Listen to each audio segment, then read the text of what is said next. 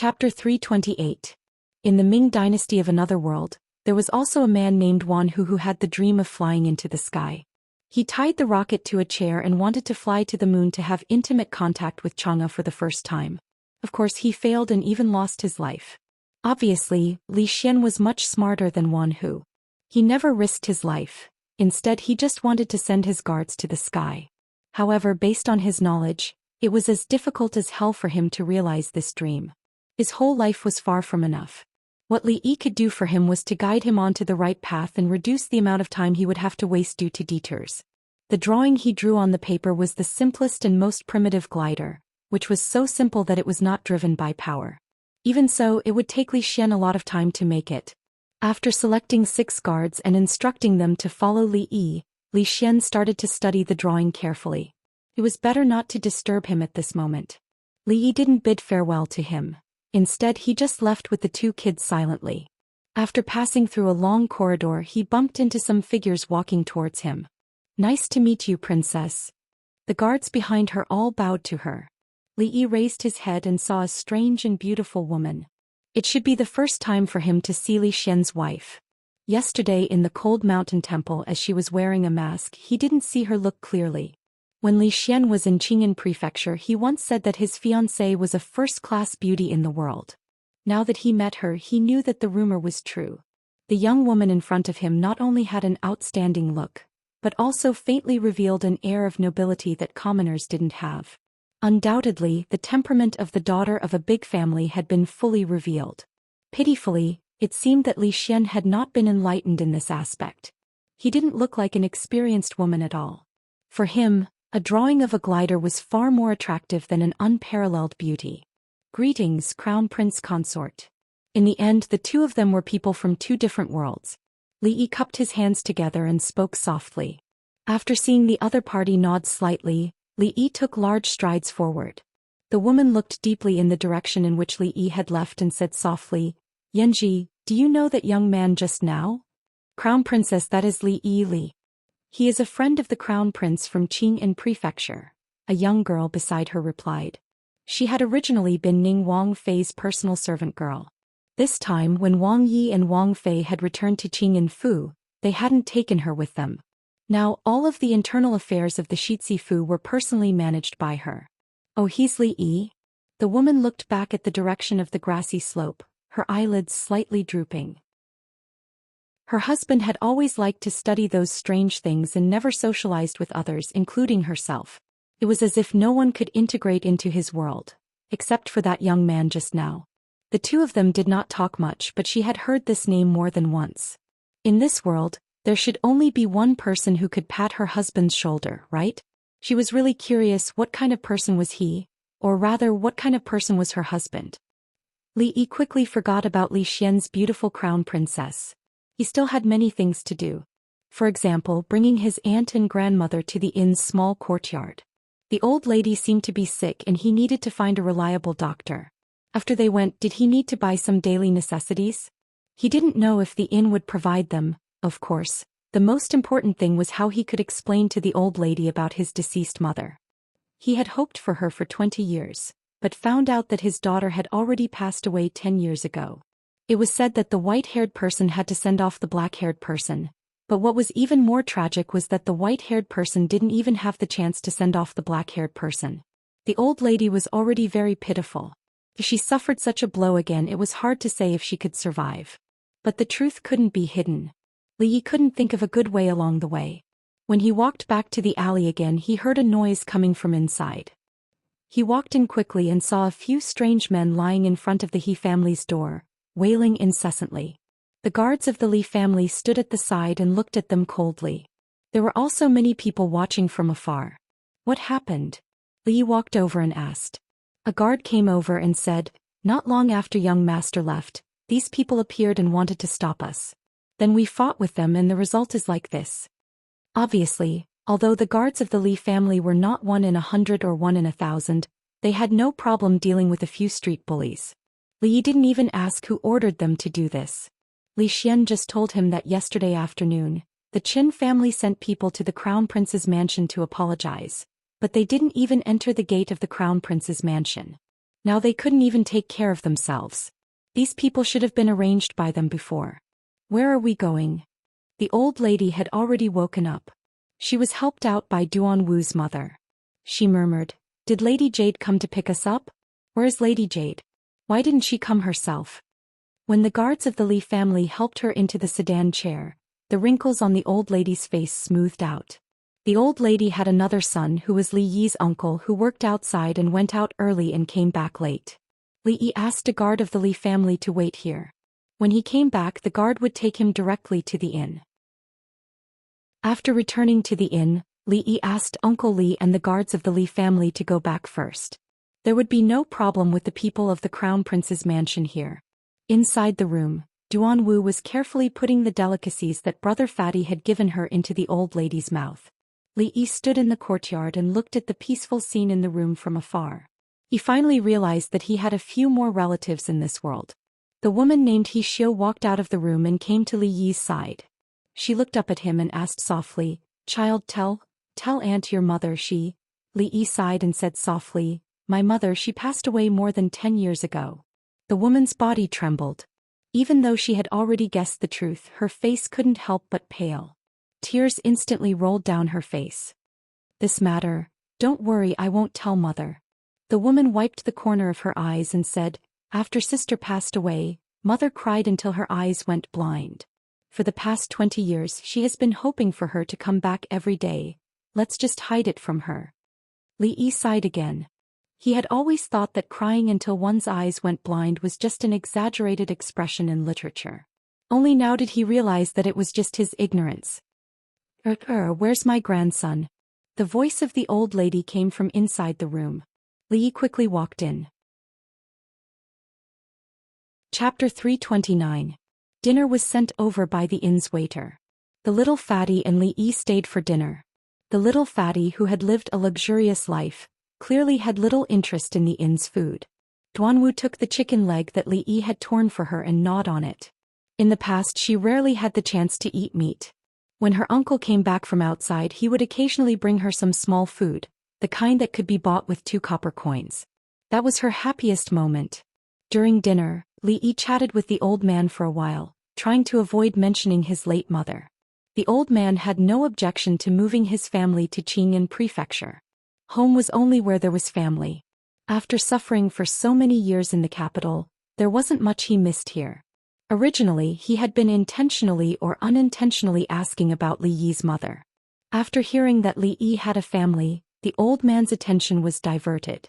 He was clearly excited and his empty eyes seemed to glow again. "Come to think of it, you're going to be crowned soon. You should hurry up and carry on the family line." The old man repeatedly said this during dinner. Speaking of this topic, Li Yi could only smile bitterly. If it wasn't for the matter in the capital, he would have started this great task a long time ago. After dinner and drinking medicine, the old man fell into a deep sleep. Li Yi looked at the sky. He had been busy the whole day and it was time to go back. He left a few dozen taels of silver for Duanwu's mother to keep in case he needed it. Walking out the door, he saw a few guards of the Crown Prince's manor standing in the yard. "I'll have to trouble you for the next few days." Li Yi walked over and saluted them with his hands folded in front of his chest. "You're welcome, Li." The leading guard smiled and said, "Don't worry, with us here there won't be any problems." As for the ability of the guards of the Crown Prince's manor, Li Yi was very confident. He didn't say much more. After waving goodbye to Duanwu, who had walked him to the door, he took the little fatty back to the Li family.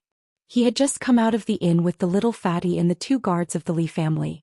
When they were walking on the street, someone walked toward them. "Excuse me, young master. My master invites you to the Golden Phoenix Pavilion for a chat."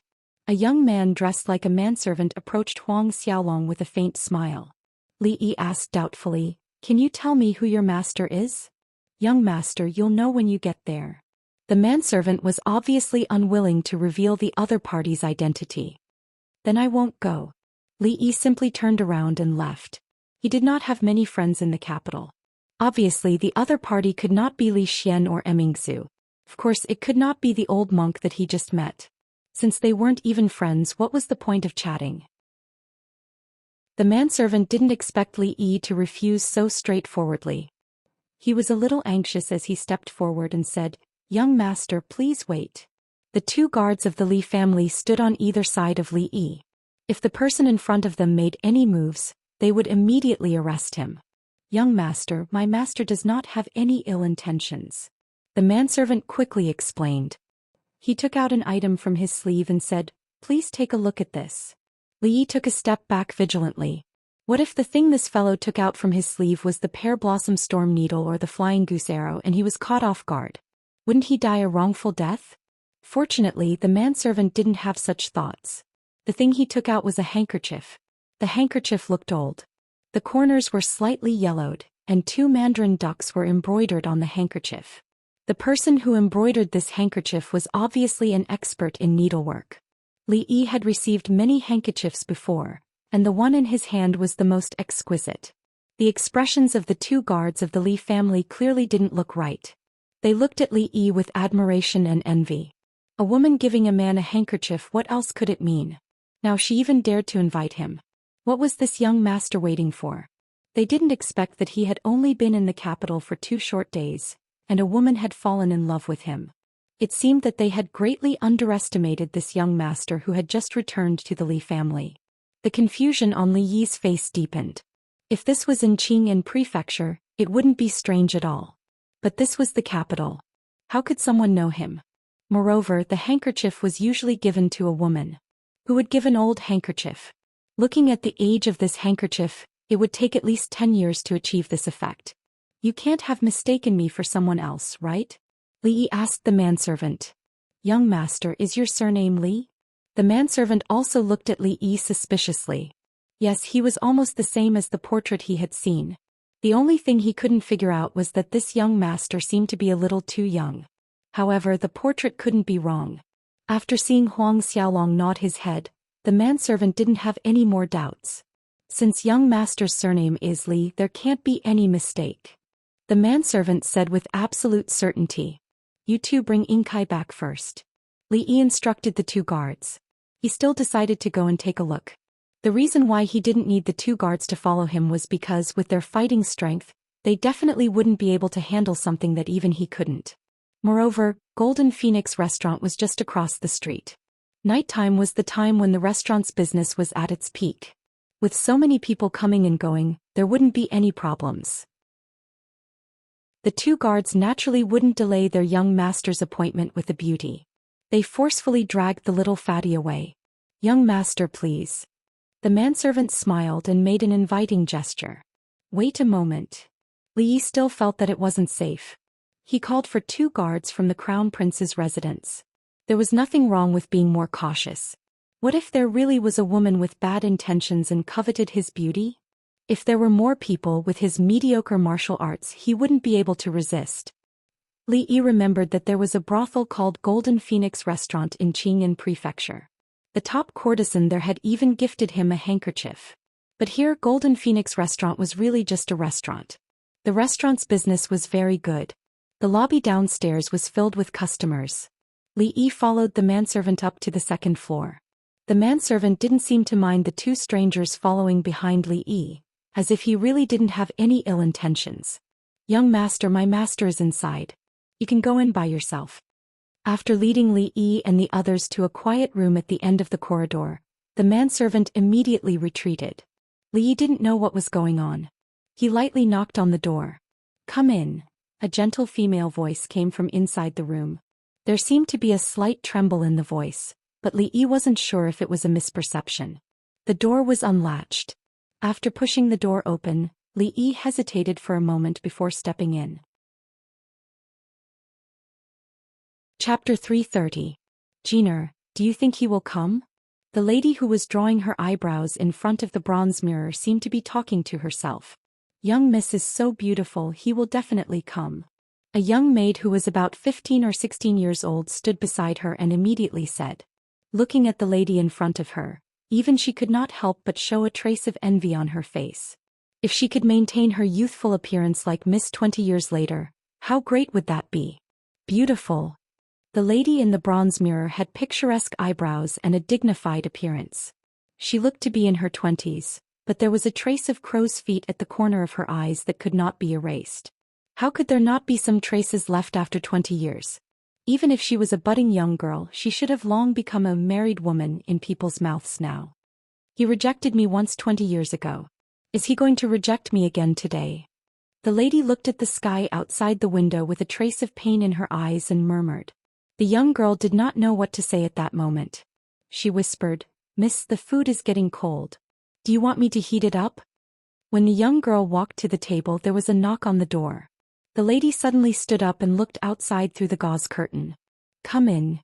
She suppressed the excitement in her heart and said with a trembling voice.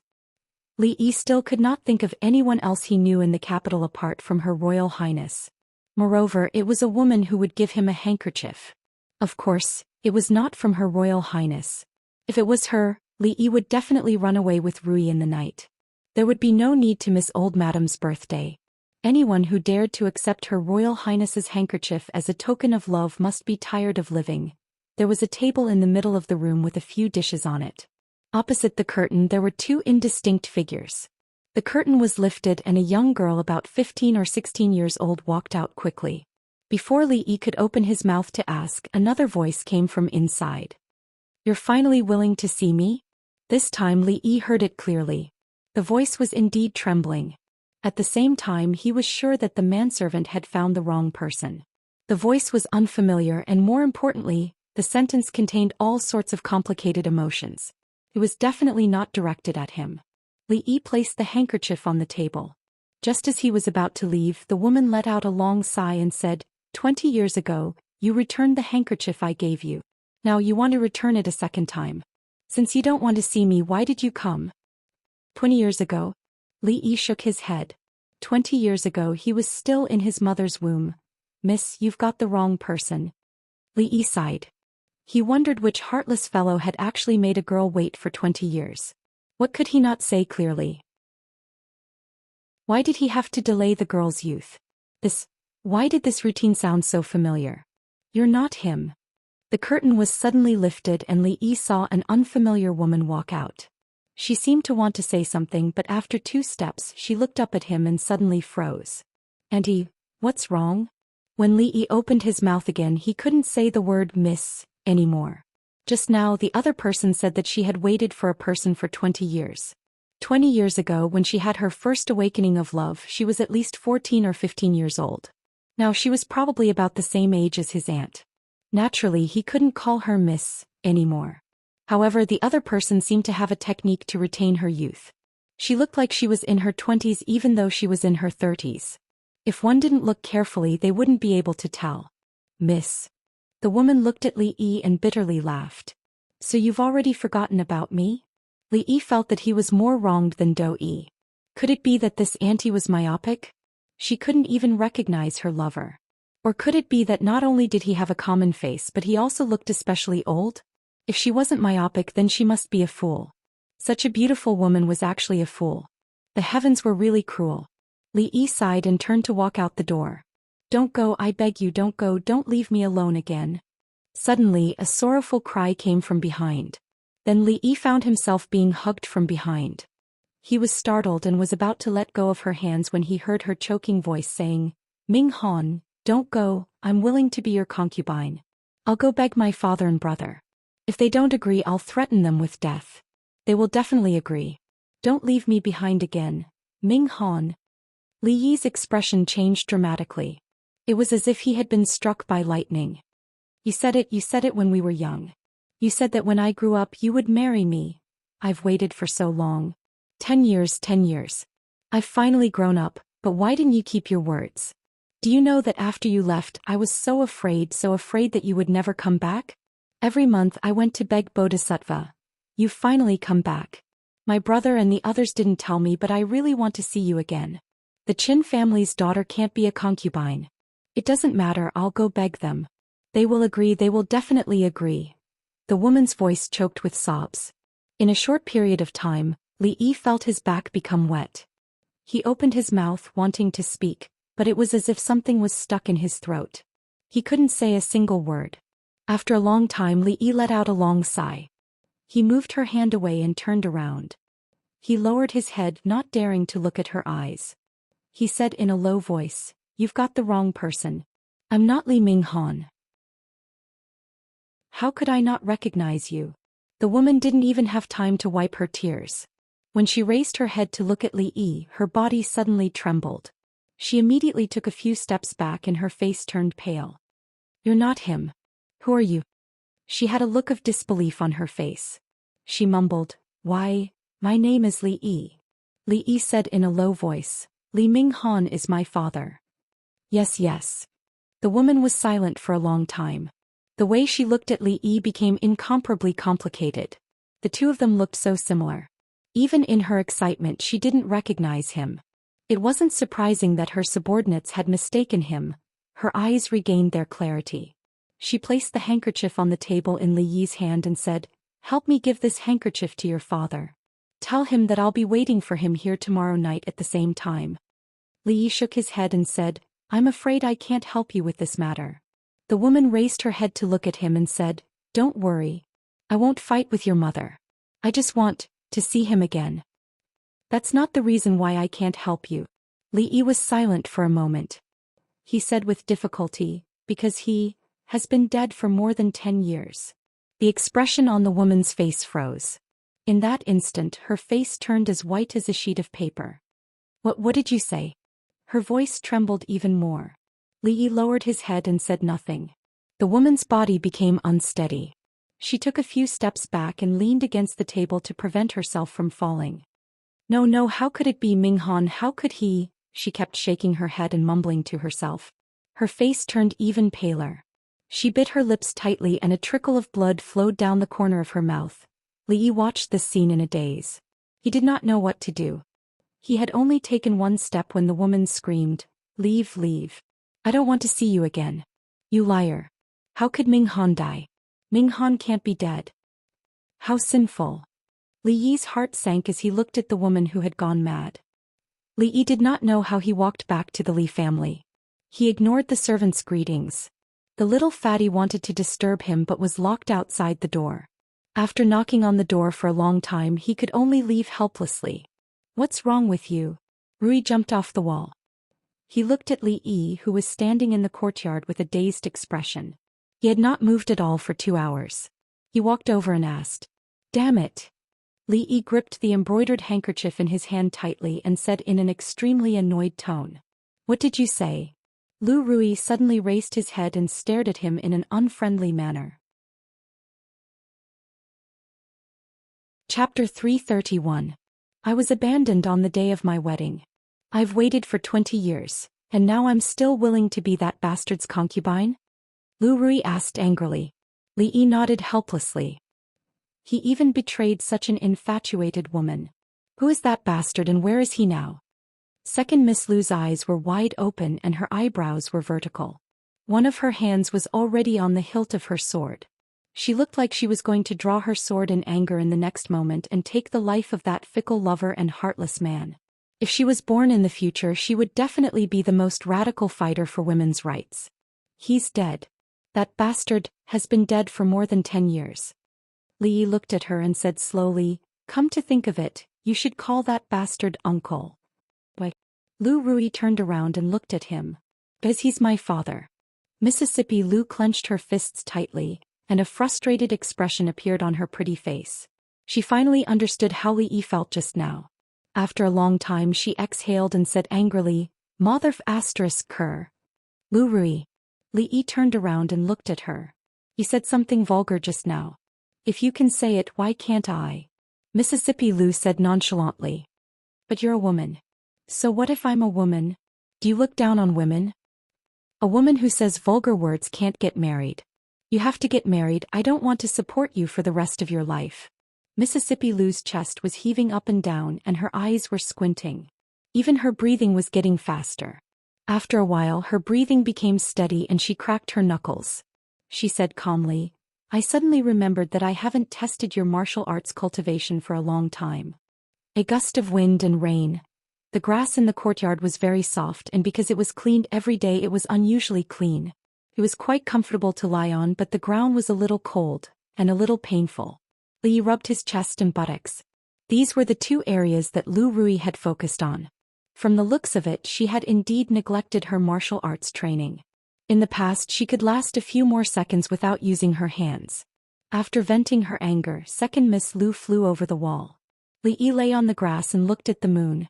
He took out the handkerchief from his pocket. When he thought about the look in the woman's eyes when he left, he couldn't help but feel a chill in his heart. As the legitimate daughter of a duke, she was willing to be a concubine so that she could be with the person she loved.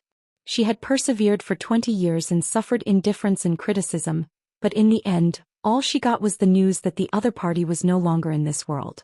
For someone who was infatuated with love, after experiencing such a thing, they would probably go crazy. If she could not get over the shock of this matter, the tragic ending was almost certain. She shook her head helplessly and thought to herself, damn it, what kind of sin did I commit? The capital was indeed too complicated. I'd better go back to Qingyan Prefecture. Xiao Huanrui, wait for me. She didn't sleep well that night. She woke up early in the morning with dark circles under her eyes. She washed her face with cold water in a daze and woke up. As usual, she had to greet the old mistress in the morning. Rui had passed before her, and now she was enjoying the treatment of a young mistress in the Li mansion. Even Li Yi couldn't compare to her. When you go out, take some money from the accountant's office. All these years the Li family owes the He family a lot. The old mistress sighed and said when Li Yi was about to leave. Li Yi paused and smiled. Thank you, grandmother, but there's no need. I have enough money here. When he left, Rui brought him a lot of money. Everything in the Li family was used and there wasn't much to spend outside. Li Yi didn't lack money. I'll have someone send the money to you. This is what the Li family owes them. The old mistress shook her head and said with a complicated expression, it's reasonable for you to do this. The capital isn't a good place for them. It's better for them to leave as soon as possible. The money is enough for them to live without worrying about food and clothing. Her son, who was supposed to inherit the Li family and decide the rise and fall of the Li family, refused the marriage with the House of Duke and eloped with an ordinary woman. This caused the family to lose face. The old mistress also had resentment in her heart. However, 20 years had passed and both of them had passed away. The old mistress didn't want to talk about the past anymore. Li Yi didn't want to trouble the Li family with this matter. He bowed his head and left. In the backyard, Li Mingze's wife, Madame Fong, looked at him with dissatisfaction and asked, do you know that he took all the He family members away? Li Mingze was tidying up his official robes. When he heard this, he said, this is what he should do. If it wasn't for the He family, the Li family wouldn't be like this. They owe us, we don't owe them anything. The old mistress wants to take 1,000 silver from the accountant's office to give them. What right do they have? Madame Fong said angrily. You don't need to care about this matter anymore. Li Mingze tidied up his official robes, glanced at Madame Fong and strode out. Looking at his departing figure, Madame Fong's eyes flashed with resentment. She muttered, I don't care. If I don't care, your position as the head of the family will be taken by someone else. Leaving the Li family is one thing, but why did you come back? Li Minghan is short-sighted and unscrupulous. His son isn't any better. He will only cause the Li family to decline even earlier. I'm doing this for the Li family, for you. Madame Fong looked out the door and said coldly, the old mistress has become muddle-headed. There's still me. I definitely won't let the Li family be destroyed by an outsider. Is the third young lady inside? In the Qin family, a middle-aged man asked the servant girl at the door. Yes, the third young lady is inside, the 15 or 16-year-old girl said with a trembling voice as if she was about to cry. What are you afraid of? Qin Chong glanced suspiciously at the servant girl, then pushed open the door and walked in. Behind the curtain, an exquisite woman sat by the bed. A smile appeared on Qin Chong's face as he said, Miao Yu, the plum blossoms on Mount Han are just in time. Let the servant girls accompany you to take a look. Don't you like worshipping Bodhisattva the most? While you're at it, you can also go to the Cold Mountain Temple to take a look. Worshipping Bodhisattva, even if it's worshipping Bodhisattva, what's the use? It's all fake, it's all fake. The woman's voice was hoarse as she muttered. If you don't want to worship, then don't. Today's weather is very good, so it's not bad to take a look at the plum blossoms. There were not many taboos between siblings. When Qin Chong lifted the curtain and gazed in, his expression suddenly changed. It had only been half a day, but the woman's waterfall-like black hair was already grizzled and her face haggard, as if she had instantly aged 10-some years. Niao, what's wrong? How did it become like this? Qin Cheng was shocked. Quickly walking over, he grabbed her arm and asked. Dead, he's dead. The woman's eyes were lifeless as she muttered to herself. Who's dead? Qin Cheng immediately asked. Minghan's dead. How could Minghan die? She still hasn't married me. Seeing the haggard appearance of his little sister, who had once been doted on by everyone, Qin Cheng's eyes almost popped out of their sockets. Striding out, he grabbed the arm of the young woman outside the door and coldly said, Speak, just what happened? The young woman shuddered and knelt on the ground with a thud. The Li family, my Qin family and you, will not rest until one of us is dead. After a moment, an incomparably cold voice rang out, seeming to come from the underworld. All the servants of the Qin clan in the courtyard couldn't help but shiver. Chapter 332. This damned weather, it's so cold. Li Yi walked out of the courtyard with his arms crossed. It was a sunny day yesterday, but it started to drizzle in the morning. The temperature dropped instantly. He was only wearing a thin shirt, and the cold wind wrapped in the drizzle hit his body. He felt a little cold. Old mistress said yesterday that the rain was coming. It might rain in the next few days. She asked him to wear more clothes. If he didn't listen to the elders, he would suffer. He should listen to the elders in the future. Li Yi couldn't help but admire the wisdom of the ancient people. They separated the 24 solar terms and created the most primitive meteorology. They could accurately predict the change of seasons and climate. On the rain day, it would rain when it was said to rain. However, it was reasonable to say that after this sunny day, the weather would gradually get warmer. It was a chilly spring. A cold wind blew again. Li Yi tightened his clothes and decisively gave up on the plan to go out. Everything was fine in the courtyard of the inn. High Duke Qin seemed to have settled down for the past 2 days. They didn't cause trouble for them anymore. The guards of the Crown Prince's residence were bored to death. They were eager to catch a few ignorant thieves to relieve their boredom. This directly caused the people in the inn to take a detour when they passed by the courtyard. Just yesterday, Li Yi had also met his only uncle. He was a middle-aged man who looked very sturdy. He was even sturdier than old Feng. He usually worked outside to support the family. The only reason the remaining women and children of the He family had been able to survive for so many years was because of this pillar of support. His uncle was also married in the early years. Later they divorced for some reason. It was probably related to the pressure of the Qin family. In this way, his mother's people were all gathered. The capital was a place of trouble. They should hide as far away as possible. Although Qing and prefecture was not as big as the capital, it was still one of the top 3 prefectures in the Jing kingdom. Most importantly, it was filled with his own people. They could do whatever they wanted. 1 against 3. The little fatty threw 2 hard cards in his hand. 1 against 5. Li Yi took the opportunity to slip 2 cards. King Bomb. Mississippi Lu's disharmonious voice sounded. Another King Bomb? Li Yi looked at Lu Rui suspiciously. Could it be that she had used the shadowless hands to cheat? No matter how lucky she was, it was too suspicious for her to win every round of Fight the Landlord. Li Yi dispelled his suspicions when he recalled that he had dealt the cards in the previous 2 rounds. He gestured for her to continue. She was using a sledgehammer to kill a chicken. She threw the bomb down so quickly. Let's see how she's going to win. Little girl, you're just a rookie who just learned how to play landlord. You're still too inexperienced. Straight. Mississippi Lu threw out all the cards in her hand and took 2 pieces of silver from Li Yi and the little fatty. Li Yi was stunned while little fatty had a bitter look on his face. He had brought mahjong and poker with him, but he couldn't play more than 2 rounds before he was beaten to death by these newbies. Li Yi decided to go out and cool down. The rain outside was actually not heavy. At best, it could only be regarded as a drizzle. The whole world was shrouded in a thin layer of mist. The distant mountains were hazy and the houses became a group of shadows. It looked quite artistic. Originally, he just wanted to wander on the street with an umbrella to relieve the depression of losing a few taels of silver to Mississippi Lu. Before he knew it, he had wandered to the front of a familiar mansion. Young master, you're here to look for His Royal Highness, right? I'll bring you in now. The gatekeeper of Li Xian's estate had learned his lesson this time. When he saw a familiar figure in the distance, he immediately jogged over with a smile on his face. He was like a completely different person compared to his previous arrogant self.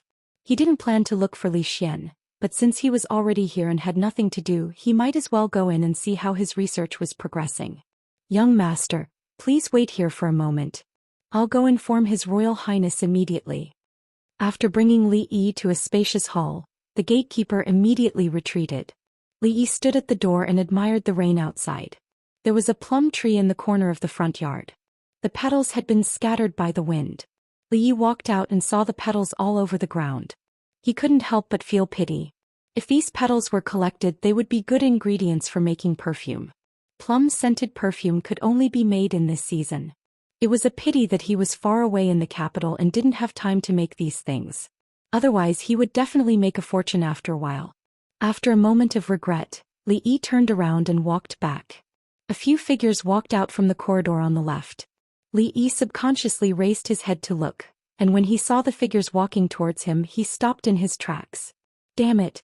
He scolded in his heart. Wasn't it better to stay at home and play landlord? Why did she come out to wander around? Why did she have to come to the crown prince's residence? She came, then so be it. Why did she have to come out to see plum blossoms? She wasn't Lin Daiyu. Why did she feel pity for a pile of petals? She can't see me, she can't see me.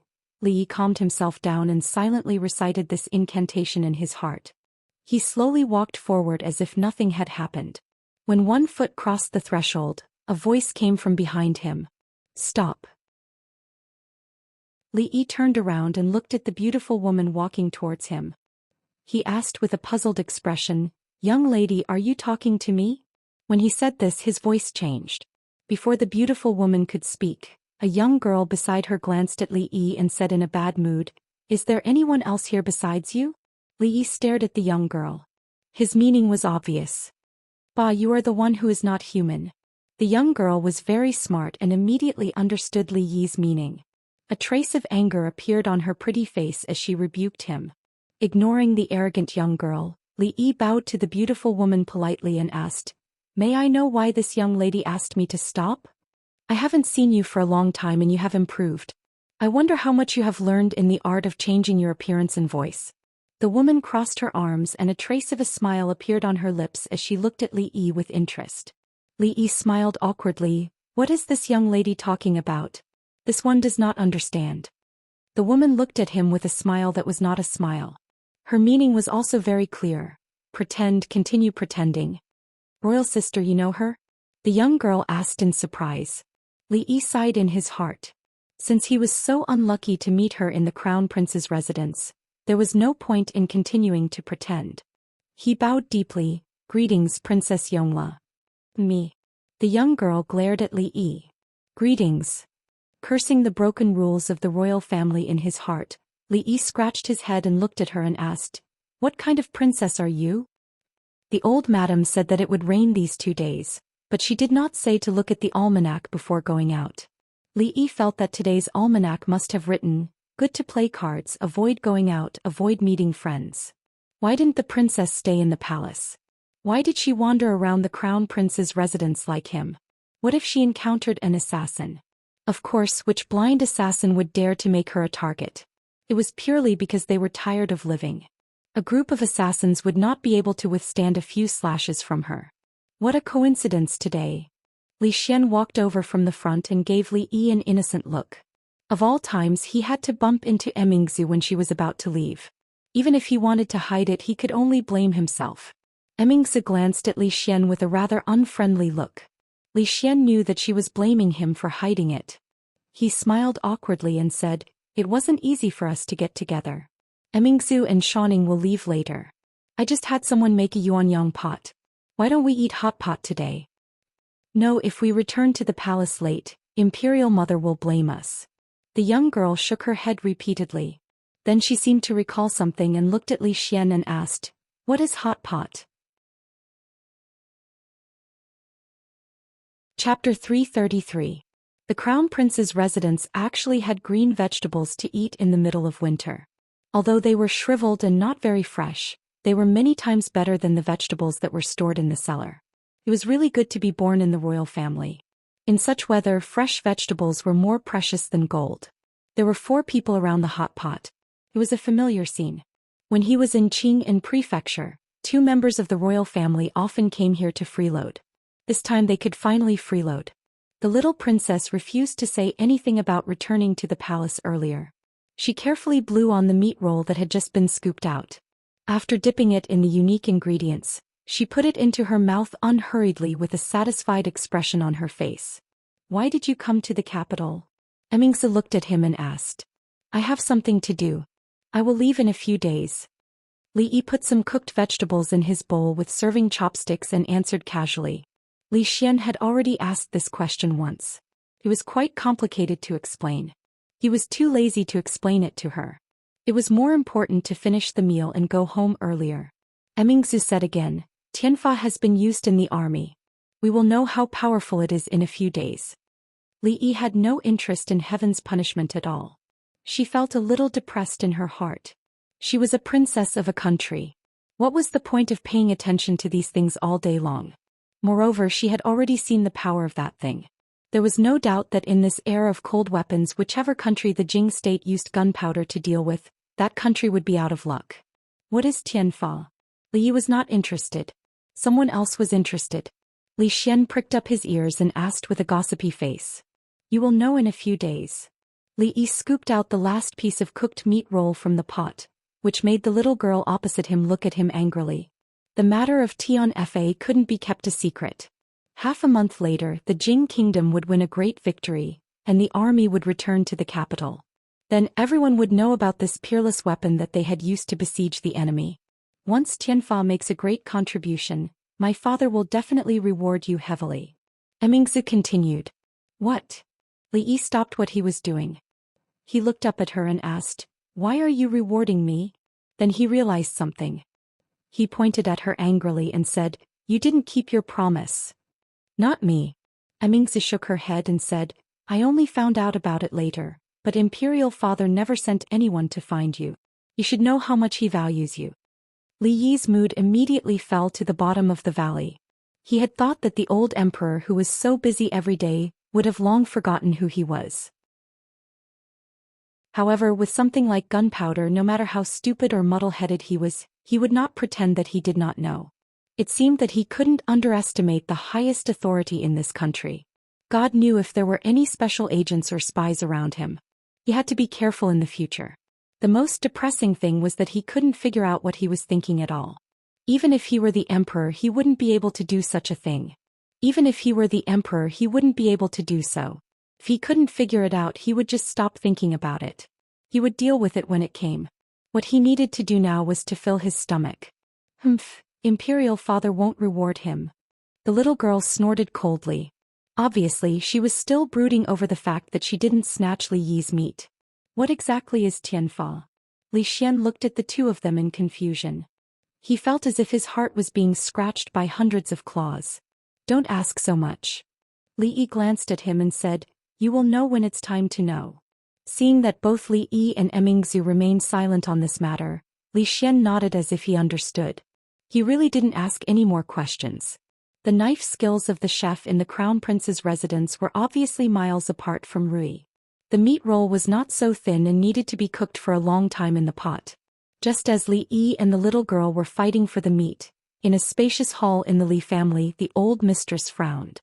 She looked at Li Mingze, who had just returned from court, and said, "Is the Qin family really going to kill us? The impeachment is a small matter. It's all groundless rumors. There's no need to worry. However, the impeachers are all close relatives of the Qin family. They must have been instructed by the public house," Li Mingze said thoughtfully. "All these years, although the Qin family and the Li family have been in constant conflict, they have never brought this matter to the table." "Why?" Li Mingze was only halfway through his sentence when he was interrupted by Madame Fong. "What else could it be? 20 years ago we made the Qin family lose face. 2 days ago we beat up the Qin family's young master and protected the He family. If it was anyone else, they would not let it go." Madame Fong said angrily, "At that time I told you not to interfere with the He family's matters. You didn't listen. Now the Qin family has started to make a move. How are we going to fight them?" The old mistress did not say a word. Although Madame Fong's words were harsh, it was also the crux of the problem. Li Ming's face did not show any signs of nervousness. Which official had not experienced impeachment before? The Qin family's little tricks did not affect him much. At that moment he thought of something and said, "The third lady of the Qin family seems to have contracted a serious illness." After the court session, the emperor specially sent the royal doctor over. Could it be because of this? What a sin! The old mistress's mind flashed with the image of a young girl with a bright smile. She let out a long sigh and walked out with the help of her walking stick. A heart disease needs medicine to cure it. Third Mrs. Heart disease is not something that can be cured by medicine. I can only write a prescription for her to calm her mind. Lord Qin, you must remember to not let third Miss suffer any more agitation. Imperial physician Lu Jimin walked out of the room and cupped his fists towards the middle-aged man who was waiting outside the door. In that case, I thank Imperial physician Lu. Qin Qing cupped his hands and thanked him. Official Qin is too polite. After sending off Imperial physician Lu, Qin Qing stood in front of his sister's room. Thinking of her haggard appearance, he sighed and did not push the door open to enter. Big brother, what did Imperial physician Lu say? Qin Chong walked over and asked with concern. Qin Qing shook his head. Qin Chong clenched his fists and gritted his teeth. That Li Minghan died too early. If he was still alive, I would definitely let him have a taste of living a life worse than death. Qin Qing knew that he doted on his third sister since young. He looked at him and said, "The impeachment of Li Mingza was all arranged by you, right?" Qin Chong did not answer. Qin Qing sighed and said, "As the dignified left assistant minister of the Ministry of Appointments, a few impeachments did not have much effect. In the imperial court there are many people who are on good terms with the Li family. What you want to do is not so easy. Are you going to let third sister's death be avenged?" Qin Chong's eyes were bloodshot as he gritted his teeth and said. Chapter 334. Look at the bigger picture. After a moment of silence, Qin Qing slowly said, "Today His Majesty has decreed that Qin Yu will be transferred to Zhangzhou. He will take up his post immediately. This is a blow to our Qin clan. It seems like His Majesty is not happy with us. You are the future head of the family. I don't mind if you look at the bigger picture," Qin Chong coldly said, "but the Li family ruined little sister's life. Seeing her like this, don't you feel bad? His Majesty's health is not well, and the position of Crown Prince has not been decided yet. The situation in the court is unstable and we cannot make enemies everywhere. The Li family's matter involves many people. Prince Ning is staying in the capital as the supervising inspector and has an ambiguous relationship with the Li family. Now is not a good time to make a move," Qin Qing said in a low voice. "Are we just going to watch our little sister suffer like this? I can't take this lying down." Qin Chong gritted his teeth and said, then turned to leave. Qin Qing looked into the distance and clenched his fists.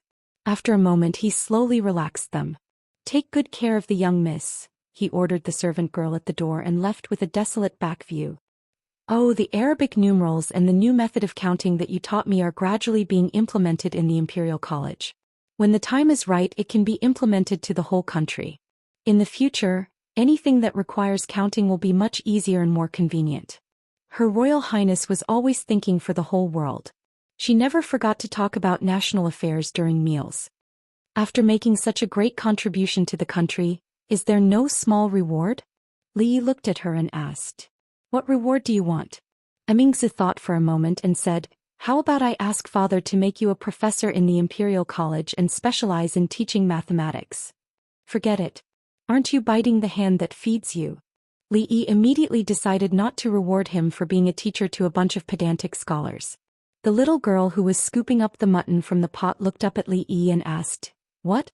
That strange thing, it was you who made it?" Li Yi thought to himself that the current emperor really did not pay much attention to the education of the princes. What did he mean by made it? The little girl glared at him fiercely and said discontentedly, "So it's you. What kind of lousy number is this? I just didn't write it out. Sir even hit my hand. It's all your fault. Do you still want to eat this piece of meat?" Li Yi didn't even look at her as he scooped up the last piece of mutton from the pot and asked, "Eat." The little girl suddenly forgot about the slap on the hand and reached out to grab it without any regard for etiquette. This bad guy always snatched meat from her. If it was in the palace, she would definitely ask her father to beat him. However, in the palace she always ate with her mother. During the meal she was not allowed to speak. Even the position where she held the chopsticks was very particular. If she made any noise while eating, she would be scolded by her mother. In comparison, she still preferred this place. Furthermore, the food in the palace wasn't as delicious as the one here. Imperial sister had just said that this delicious hot pot was made by this rascal. Based on this matter, she would forgive his rudeness. Elder brother Xian said that this bad guy's cooking was very delicious. When he returned to the palace, he would ask his imperial father to send people to capture him and make him cook for him every day. He would make him fight for meat with him. As this image appeared in her mind, the little girl couldn't help but laugh out loud. Li Yi looked at the little princess with pity. He felt that she wasn't very favored in the palace. She was so happy to eat a piece of meat. So there were also different ranks of princesses. Poor child, she must be the lowest rank. After a satisfying meal at the crown prince's residence, the little princess was escorted back by the palace guards. Li Yi strolled on the streets to digest his food while the princess walked beside him. Since the matter of Tian Fa couldn't be hidden, our original agreement is now invalid. Li Yi said as he walked. No, I didn't say anything. Emingzu straightforwardly refused. You're acting shamelessly. Li Yi turned to look at her. We originally agreed that Tian Fa was discovered by Shen Liang first. The agreement was also built on this premise. Now that the matter has been exposed, the agreement naturally doesn't hold. I only promised you that I wouldn't tell my imperial father about this matter. Emingzu said lightly. I did this and didn't violate the original agreement, so the agreement is still valid. She wouldn't lie about this matter. Li Yi thought about it carefully. What she said seemed to be the truth. At that time he didn't consider that the emperor would find out through other means. But why did he still feel so uncomfortable in his heart? If he had known that he couldn't hide it, he wouldn't have made the agreement. This was a big loss. Be careful. As he lowered his head gloomily, he suddenly felt a strong force on his arm and his whole body was pulled to the side. A carriage whizzed past him, raising a trail of smoke and dust. The pedestrians on the road all dodged. When the carriage passed, they couldn't help but curse. Li Yi also wanted to curse.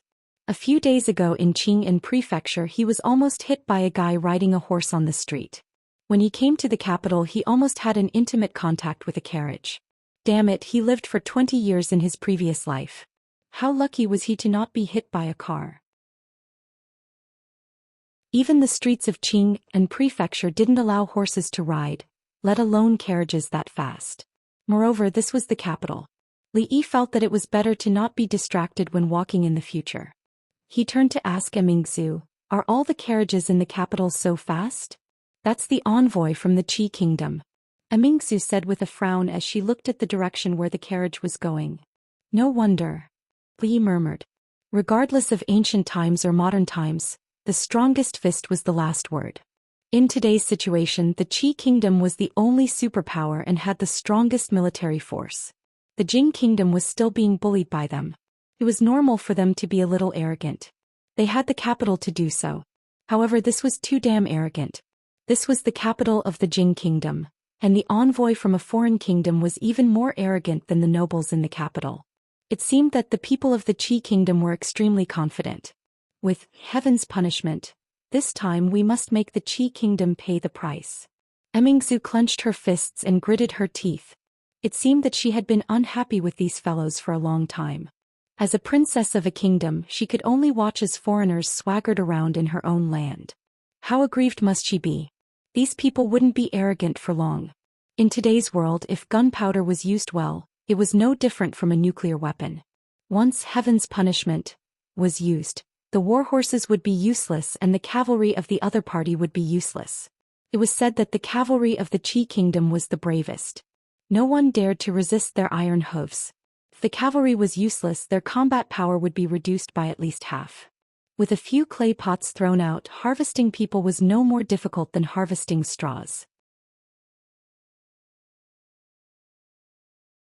Chapter 335.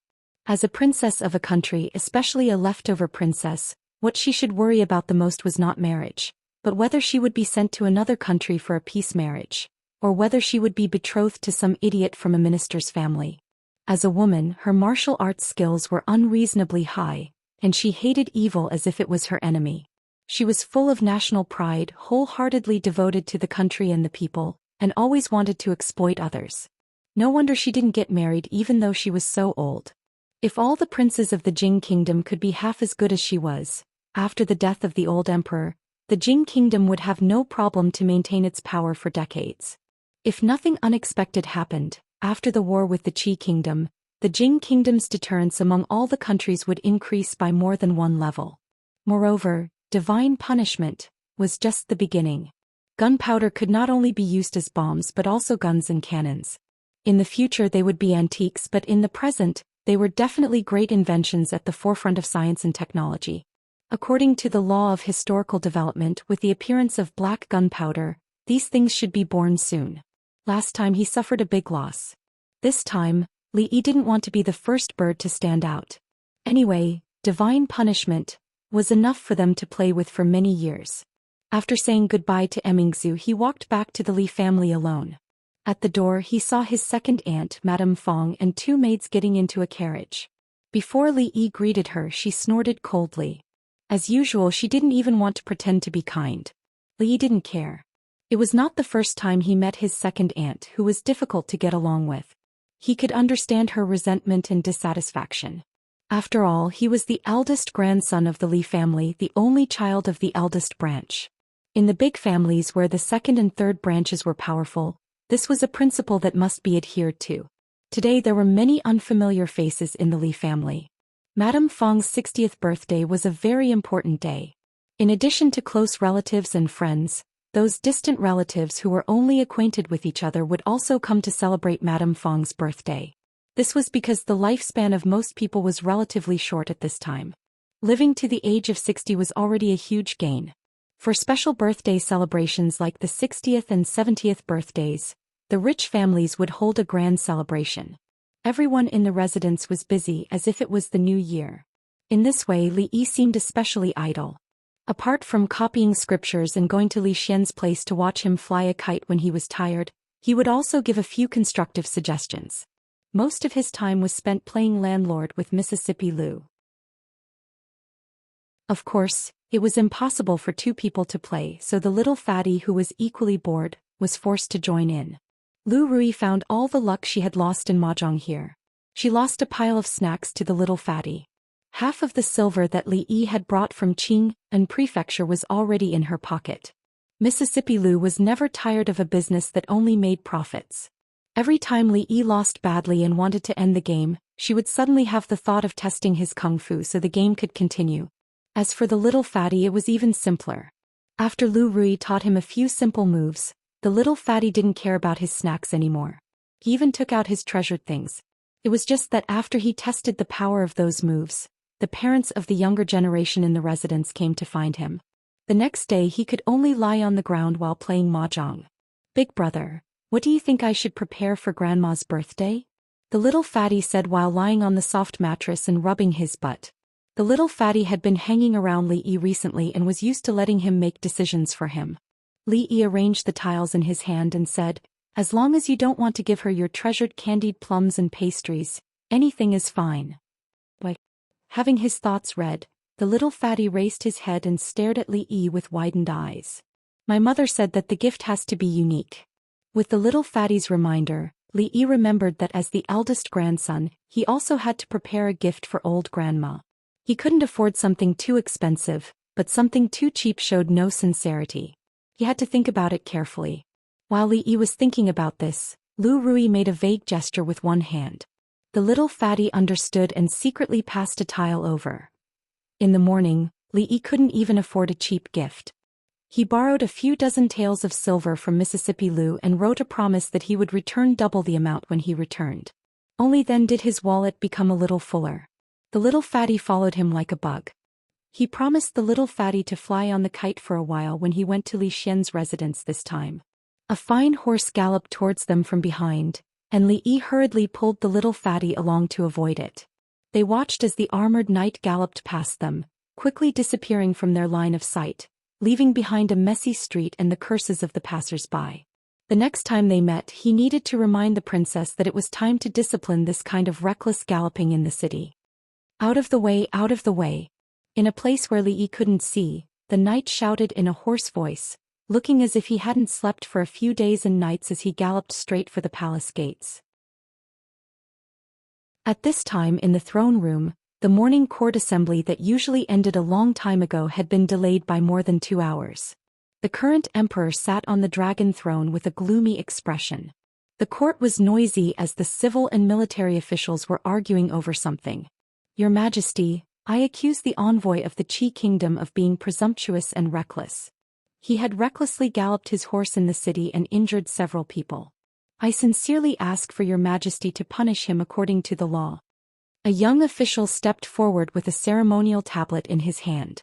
The noise in the court stopped for a moment. Everyone looked at the young imperial censor as if they were looking at an idiot. He was a young man after all.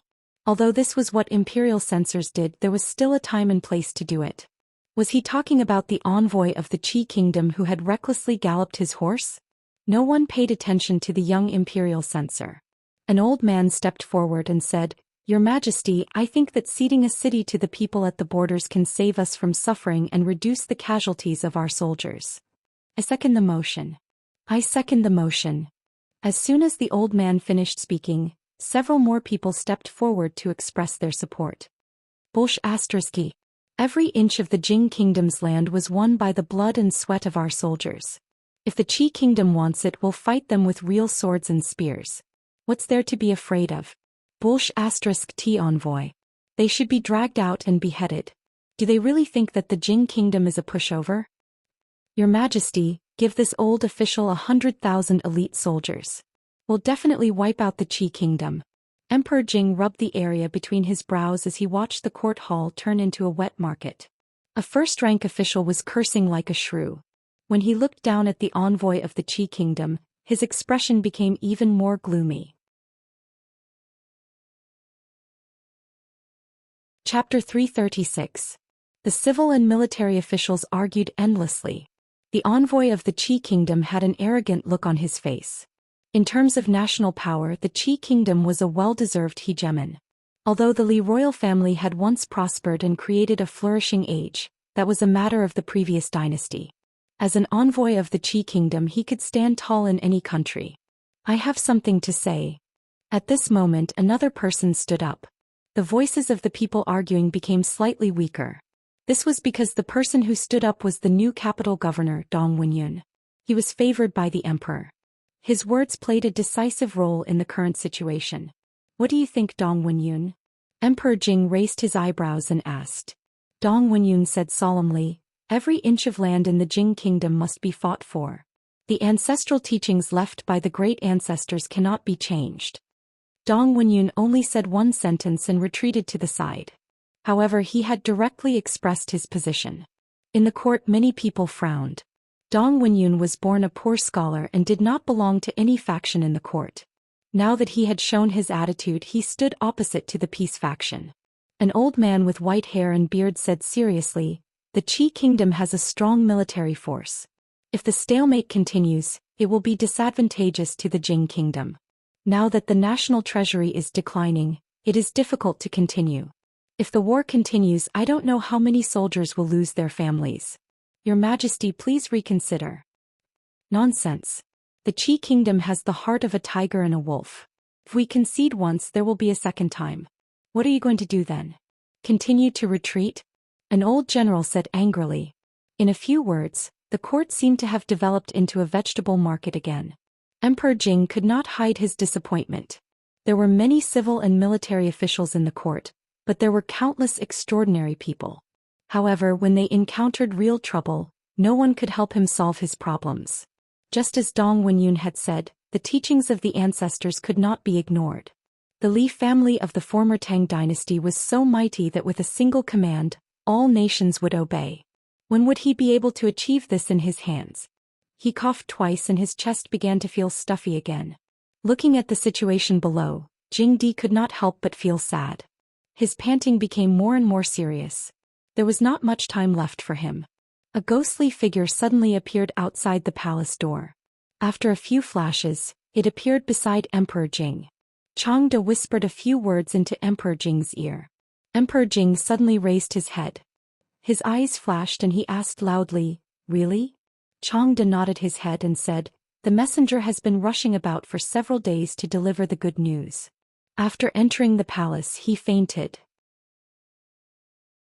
"I have already sent someone from the Imperial Physician's Bureau over." He took something out of his bosom and gave it to Emperor Jing. He said, "This is the report of victory. The wax is intact. Your Majesty, please take a look." When the good news was delivered to Emperor Jing, he couldn't help but open it and look at it. Right. After quickly skimming through the contents of the letter and seeing the seal of the great general at the end, Jing Di slammed the table and laughed out loud. All the civil and military officials raised their heads. They didn't know what happy event had happened. How could His Majesty be so happy at such a critical moment? Although you are the envoy of the Qi Kingdom, you have to abide by the laws of the Jing Kingdom in the territory of the Jing Kingdom. This matter will be handled by the Supreme Court and handled according to the law. Jing Di stood up and looked at the young censor who had just spoken. He asked, "What's your name?" The young censor had just been scolded by his superior. At this time he had not recovered. When he heard His Majesty's question, he was stunned for a moment. "Answer His Majesty's question quickly." An old man beside him gently tugged at his sleeve. He was extremely puzzled. His Majesty had instructed the Supreme Court to handle this case. His intention was to severely punish the envoy of the Kingdom of Qi. However, the strange thing was that they had selectively ignored this matter just now. "Why, your humble servant is Song Lang." The young censor hurriedly said. "Very good. As an imperial censor, I am in charge of supervision. I should be impartial and follow the law." The officials in the court saw that His Majesty had avoided the most important matter that had been discussed recently. Instead, he was praising a small censor. They couldn't help but feel confused. What was wrong with His Majesty? The envoy of the Qi Kingdom turned pale. He didn't know why the matter had taken such a sudden turn. What did the old man show Emperor Jing? Could it be impossible? Absolutely impossible. As he was thinking about this, a guard in the hall had already received his signal and led him away. "Your Majesty, the envoy's identity is special. You must not." The envoy represented the face of a country. If His Majesty punished the envoy of the Qi Kingdom over a small matter, it would be a disgrace to the Qi Kingdom. An old official's expression changed. He was about to speak when Emperor Jing impatiently waved his hand and said, "We have won a great victory at the border. The soldiers of the Jing Kingdom defeated the Qi Kingdom's army by 100,000. We killed 30,000 and captured 20,000. The rest fled in panic. General Su Dingyuan took advantage of the victory and pursued them. He has already taken 2 cities."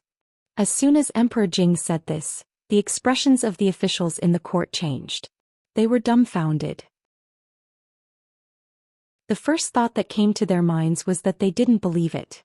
When did the invincible Qi Kingdom's army become so weak? Not only did the Jing Kingdom win, but it was a great victory. They had taken 2 cities. Were the soldiers of the Qi Kingdom useless? How did they do it? How could the officials not know the strength of the Jing Kingdom's army? This didn't make sense. Not to mention the civil officials, even the generals didn't believe it. At this moment, whether it was the peace faction or the war faction, everyone was thinking the same thing. Was His Majesty joking? However, even the most muddle-headed emperor wouldn't joke about this kind of thing. The whispers finally turned into earth-shaking cheers after they saw the victory report. The huge sound waves almost overturned the roof of the Golden Hall. The officials who couldn't calm down returned home. After they woke up, the news spread out with the capital as the center. That night, the emperor held a banquet in the palace and the curfew in the capital was lifted for 3 days. No matter where they went, there was a sea of cheers. All the citizens of the Jing Kingdom could walk with their backs straight. They had never been as proud as they were today. They loudly boasted about the great achievements of the Jing Kingdom's soldiers. They talked about how they defeated the millions of soldiers of the Qi Kingdom with 50,000 soldiers and horses. They talked about how General Su Dingyuan was like a god who had descended to the mortal world. He summoned divine soldiers and generals to help him and beat the Qi Kingdom's army. This was a grand event that had never happened in the decades since the establishment of the Jing Kingdom. The tavern was open all night. Whether it was the scholars or the heroes of the Jianghu, they could all be seen in the small tavern. They recited poems and performed sword dances. For the past few days, the people of Qi living in the capital didn't even dare to step out of their houses. Li Yi learned from the princess that the envoy of the Qi kingdom was recuperating in the Honglu temple. He wouldn't be able to get out of bed for at least half a month. From this, it could be seen that people who exceeded the speed limit never had a good ending. Chapter 337. The power of Tianfa on the battlefield is far beyond our imagination. Different from Li Yi's focus, the princess was naturally not concerned about the envoy of Qi who was speeding. The messenger who had traveled thousands of miles to deliver the news of victory had fainted due to exhaustion after arriving at the imperial palace. Under the treatment of the imperial physician, he had woken up long ago and described the situation of the battle in detail. The Qi kingdom had a strong army and shared a border with the Jing kingdom. For decades, the two countries had been in constant conflict. The Qi kingdom's soldiers were brave and well-armed. On the battlefield, the lives of the Jing kingdom's soldiers were exchanged for the lives of the Qi kingdom's soldiers. The Qi kingdom's strength was deeply engraved in the hearts of the Jing kingdom's people. This was also the reason why the Qi kingdom's ambassador and the people of Qi could be arrogant and domineering in the capital of the Jing kingdom. However, the past could not be reversed. The Jing kingdom, which had been weak for a long time, could finally hold its head high. Under Tianfa there was no city that could survive within 3 feet. The war horses went out of control and the Qi kingdom's soldiers covered their heads and fled like rats, begging for mercy. General Su Dingyuan not only defeated the Qi kingdom's army but also pursued them. He used the power of Tianfa to destroy 2 cities. When they ran out of food and fodder, he sounded the gong to retreat and stationed a large number of soldiers at the border. He would return to the capital soon. Before finding a way to break Tianfa, the Qi kingdom would not act rashly. Don't rely too much on Tianfa. After all, it is just an external force. In the end, it still depends on the bravery of the soldiers and the outstanding command of the general. If the other side also discovered the secret of Tianfa, the situation will only worsen. Li Yi reminded. Li Mingzhu nodded. She looked at him and asked, "The reason why we were able to win this time is because of you. What reward do you want?" "You're exaggerating. If you really want a reward, just make me a duke. Doesn't need to be too much. 10,000 taels of gold and 1,000 acres of fertile land. This request is not too much, right?" This time, Li Yi deliberately emphasized the words 10,000 taels of gold, to prevent them from fooling him with 10,000 copper coins again. Although it was said that being an official was tough, sleeping later than a dog and waking up earlier than a chicken, working tirelessly and fighting with all kinds of people, it was different to be an aristocrat who only took a salary and did not work. He had a beautiful wife and a big house. He did not need to work hard and the country would help him achieve it. Every day he just had to lie in the courtyard, bask in the sun and tease the little servant girls. When he had nothing to do, he would go to the brothel to listen to music and watch erotic dances. How many years would he have to work hard for? Of course, after he brought Rui over, he could forget about being a concubine. She probably wouldn't agree. Even if she agreed, Mississippi Lu probably wouldn't agree either. Once she woke up, the concubine he had just married yesterday would probably have to go to the well to look for her. Not too much? Her Royal Highness looked at him with her arms crossed and said, "Since the founding of the country, there has been no title of nobility without military merit.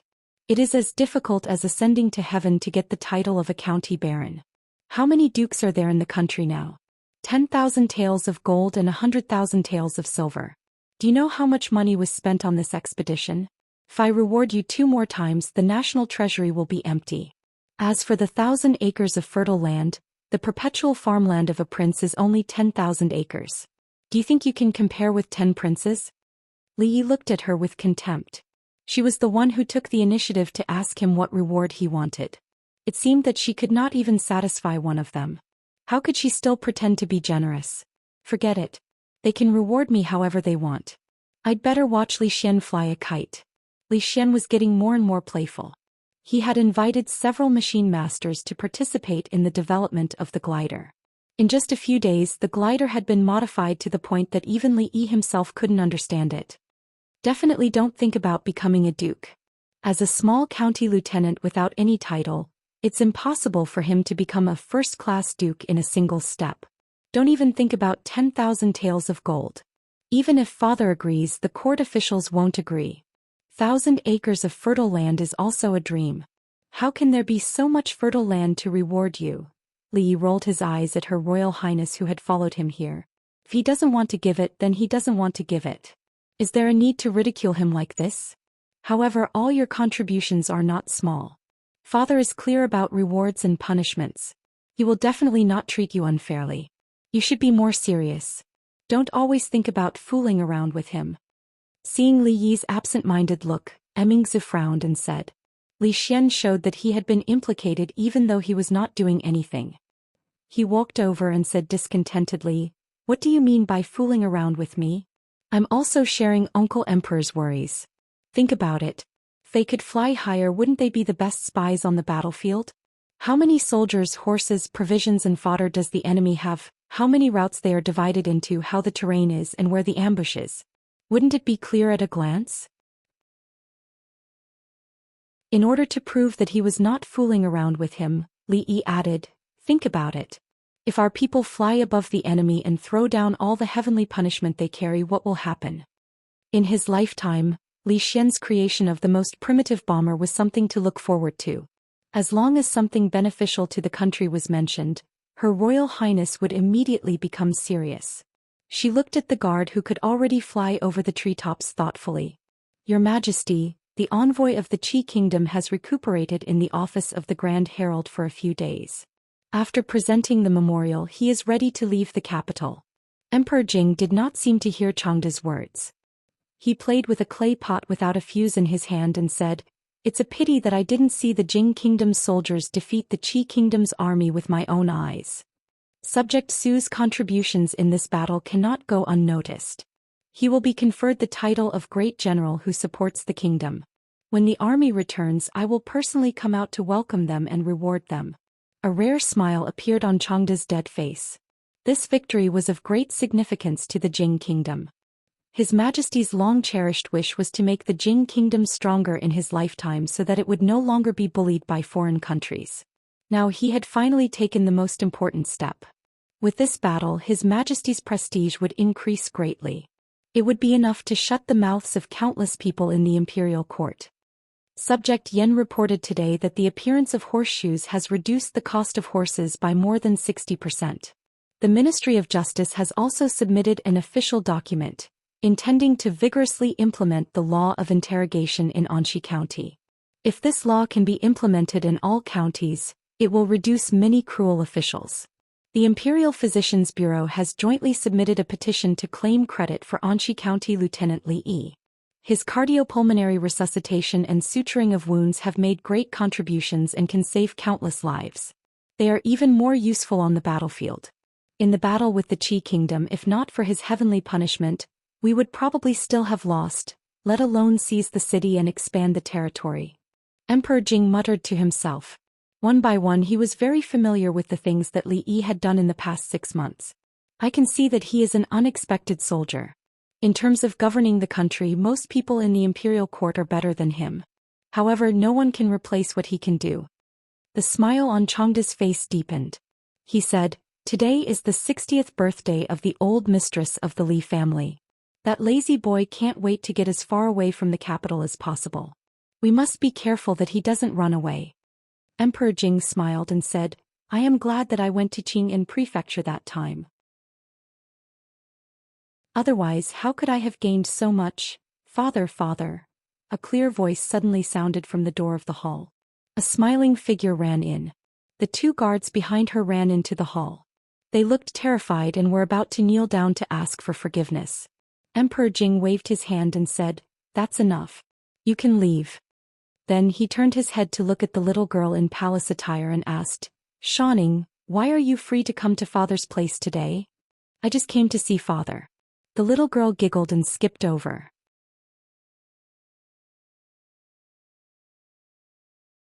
Chapter 338. Jing Di held the little girl in his arms and gently scratched her nose. He said, "Tell me, why are you looking for me? You are not allowed to let me hit teacher." In the eyes of the courtiers and people, he was the emperor above all others. However, in front of his children he just wanted to be a good father. "Oh, I have already forgiven teacher for hitting him." The little girl twisted her body and said, "Xianxia wants to eat hot pot." "What is hot pot?" Jingdi was startled. A trace of doubt appeared on his face as he asked. "Father doesn't know." The little girl was a little surprised. In her heart, her father was omniscient. She never thought that there was something that her father didn't know. After being surprised, she waved her little hand and said, "Then father, help Xianxia catch a bad person and bring him into the palace." When he looked down and saw the little girl's eyes moving around, he knew that this was her purpose. He felt a little funny and asked, "Tell father which bad person dares to offend our Xianxia. Father, put him in prison to help you vent your anger." "Oh no." The little girl shook her head like a rattle drum and hurriedly said, "Father, you can't put him in prison. Otherwise no one will cook delicious food for Xianxia." "Nonsense. Didn't I say not to eat outside? What does your sister think of you? You are not allowed to leave the palace in the future." Jingdi frowned and said, "I didn't eat indiscriminately at Brother Xian's house. My sister also ate and Brother Xian also ate." Xianxia was very obedient and didn't eat indiscriminately outside. The little girl hurriedly explained, "Father took him into the palace and made him cook for Xianxia. He was not allowed to eat. He was so angry that he stole Xianxia's meat to eat. By the way, his name is Li Yi," the little girl said with a vengeance. "Li." Hearing this name, Jingdi smiled and rubbed the little girl's head. He said, "Well, he dared to offend our Xianxia. In 2 days father will take him into the palace and specially cook for you, okay? Father loves Xianxia the most." A satisfied expression appeared on the little girl's face. She couldn't wait to see the scene in her imagination. The old madam's 60th birthday was a rare occasion for the Li family. The house was decorated with lanterns and streamers. Every few steps, a huge lantern was hung, illuminating the Li mansion as if it was daytime. The servants of the Li family stood at the door, ushering in the guests who came to celebrate the old madam's birthday. Li Mingze and Li Mingyuan would personally welcome the distinguished guests. Of course, welcoming the guest had nothing to do with Li Yi. He had only been here for a few days and did not know any of the guests. He sat far away and watched the guests come and go with boredom.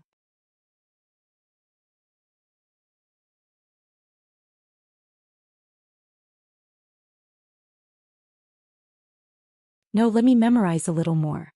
I'm almost there." The chubby boy refused to admit defeat and quickly squatted in a corner to recite. "It's really you." A surprised voice came from the side. Li Yi turned his head and saw a middle-aged man in embroidered robes walking towards him. "Aren't you in Qingyan Prefecture? Why are you in the capital?" The man sat directly opposite Li Yi and asked in surprise. "You are the person who stole the plaque?" The middle-aged man looked familiar. Li Yi thought for a while and recalled his identity. "What do you mean by stealing the plaque?" The middle-aged man slammed the table and said, "Taking without asking is considered stealing, isn't it?" Li Yi replied indifferently. In his heart he was recalling what Professor Feng and Magistrate Dong had said to him that day. The man was a high-ranking official in the capital and seemed to be the assistant minister of the Ministry of Personnel.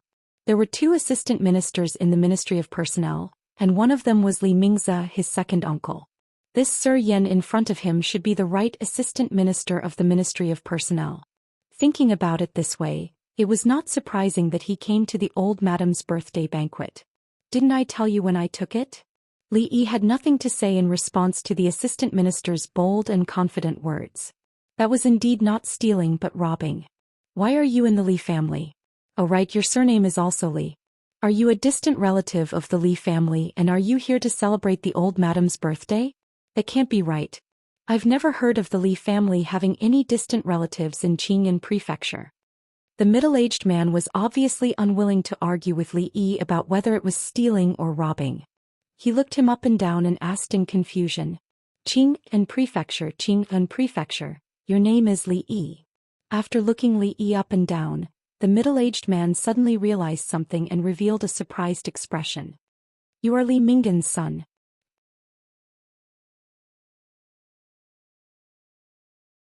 Chapter 339. I really didn't expect that Li Minghan would have a son like you." The surprise on Yan Zhang's face deepened as he clicked his tongue. During the trip to Qing'an Prefecture, the young man in front of him had left a deep impression on him.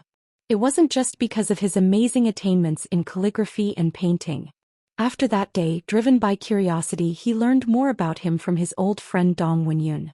The author of The Teachings of the World was unparalleled in poetry.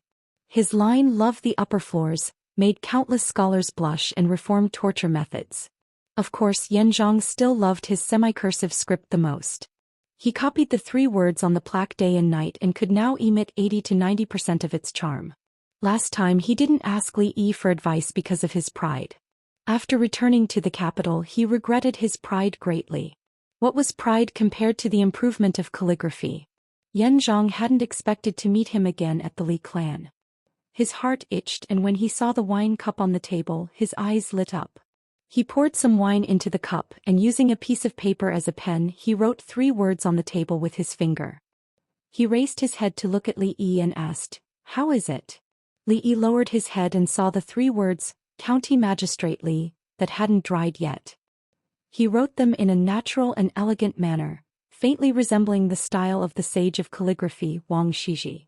Just from these 3 words, it could be seen that Assistant Minister Yan's calligraphy had reached a higher level. So. Li Yi gave a very pertinent evaluation. Wang Shiji's reputation as a sage of calligraphy was inseparable from decades of hard work. Just by copying the 3 words for a few days, he was able to learn half of its charm. The description, "so," was already a great compliment. Yan Zhang naturally understood this. The more he copied the 3 words, the more he understood the difference between him and the person who wrote it. He wouldn't use age to judge whether the young man in front of him had the qualifications to say these words. However, Yan Zhang understood this didn't mean that everyone understood. "So, you're so arrogant." Although Yan Zhang's calligraphy is not good, it's not something you can judge. A voice came from the side. It was an elegant man who looked at the words on the table. The elegant man walked around the table with his hands behind his back and said in surprise, "Long time no see. Brother Yan's semi-cursive script has become more refined. Did you steal another famous family's horizontal board and study it these days?" Yan Zhang was displeased. What did he mean by his calligraphy was not good? Although this guy came from a scholarly family, the Zhou family's calligraphy master was Old Master Zhou, not Zhou Qiu. Why was he so proud? Master Zhuo's calligraphy is upright and can be said to be the best in the Jing kingdom. Compared to him, my calligraphy is naturally not presentable. Since Junior Supervisor Zhou has inherited Master Zhuo's teachings, I naturally cannot compare to Junior Supervisor Zhou, Yan Zhang replied sarcastically. Master of Zhou Qiu. Zitits was bite. On the surface, it was a compliment, but it was a sarcastic remark that Zhou Qiu only relied on his father and didn't have any real talent. Although the 2 of them were family friends and were usually close friends, whenever they talked about something that they were good at, they would always mock each other a little. Zhou Qiu looked at the table for a while with his hands behind his back. When the words on the table became blurred, he nodded and said, Strange. I haven't seen you for a few days, but you've made such great progress. Did you really get advice from a master, or did you find a famous card?" Yan Zhang twitched the corner of his mouth and said, "Let's not talk about this for now. You keep saying that this young man is arrogant. Why don't you compete with him? You're also good at semi-cursive script. Write a few words on the table with your fingers. Let's see who the arrogant one is." Zhou Qiu shook his head and said, "It's better to compete with you. But him? If people know, they'll say that I'm bullying the younger generation." Xiping Stone Scripture. Yan Zhang looked at him and said, "If you think your writing is better, I'll give you the Xiping Stone Scripture. If you lose, don't blame me for tearing down the horizontal board of the House of Zhou tonight." Zhou Qiu's eyes suddenly lit up and he said with uncertainty, "You mean the original post of the Xiping Stone Scripture? It's really with you." The Xiping Stone Scripture was the masterpiece of the creator of the flying white style, Kai Yong of the Eastern Han Dynasty. The original post was very valuable for collection and research. It would be a blessing to get it. As for the horizontal board of the House of Zhou, he didn't worry about it at all. His calligraphy attainments were not great, but they could be described as minor achievements. How could he lose to a young man who was still wet behind the ears? Even if he started practicing since he was in his mother's womb, he couldn't beat him. What do you think? Do you dare? Yanzhang looked at him and asked with a smile. Why not? Zhou laughed and said, it's rare for you to be so generous. How can I spoil your fun? After that he dipped his finger in the wine. In a flash the 4 big words, happiness like the East Sea, appeared on the table. He wrote the words smoothly and continuously. Zhu's calligraphy attainments could be remarkable if he could write with his finger dipped in wine. Ordinary people couldn't even write with a brush. Come on, it's your turn. Yanzhang didn't look at Zhu's words at all. With a cunning smile on his face, he was already planning how to tear down the Zhou family's horizontal board at night. He hurriedly urged Li Yi. Zhu wanted his Xiping stone scripture. It was impossible. It would be better if it was Elder Zhou. Even if Elder Zhou came in person, Yanzhang was 70% sure that he could win. Seeing Yanzhang's expression, Zhu's heart skipped a beat. He suddenly had a bad feeling. Yanzhang was not a fool. The Xiping stone scripture must be extremely important to him.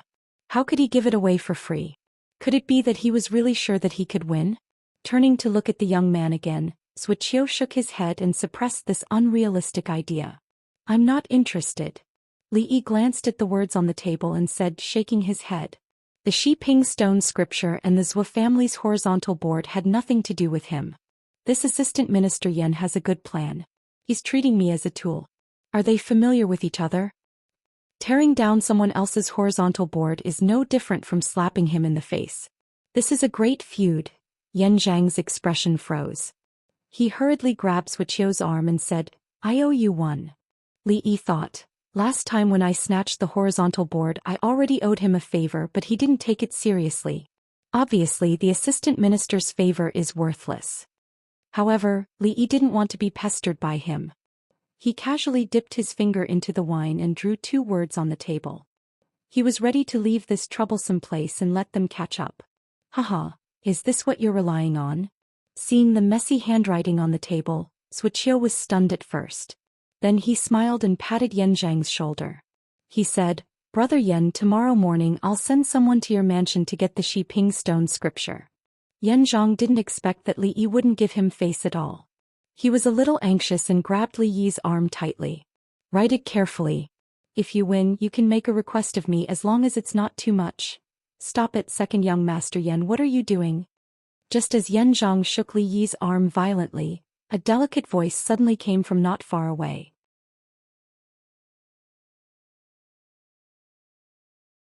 Chapter 340. The dignified right assistant minister of the Ministry of Personnel could not help but shiver after hearing that voice. He hurriedly let go of Li Yi's shoulder and turned around to explain, No, nothing. The beautiful woman walked over quickly and asked Li Yi, what were you doing just now? Did he bully you? Sister-in-law, you misunderstood. Yanzhang said bitterly. He was not afraid of his father or his eldest brother at home, but he was afraid of this tough sister-in-law. How could he dare to admit it now? No. Li Yi shook his head.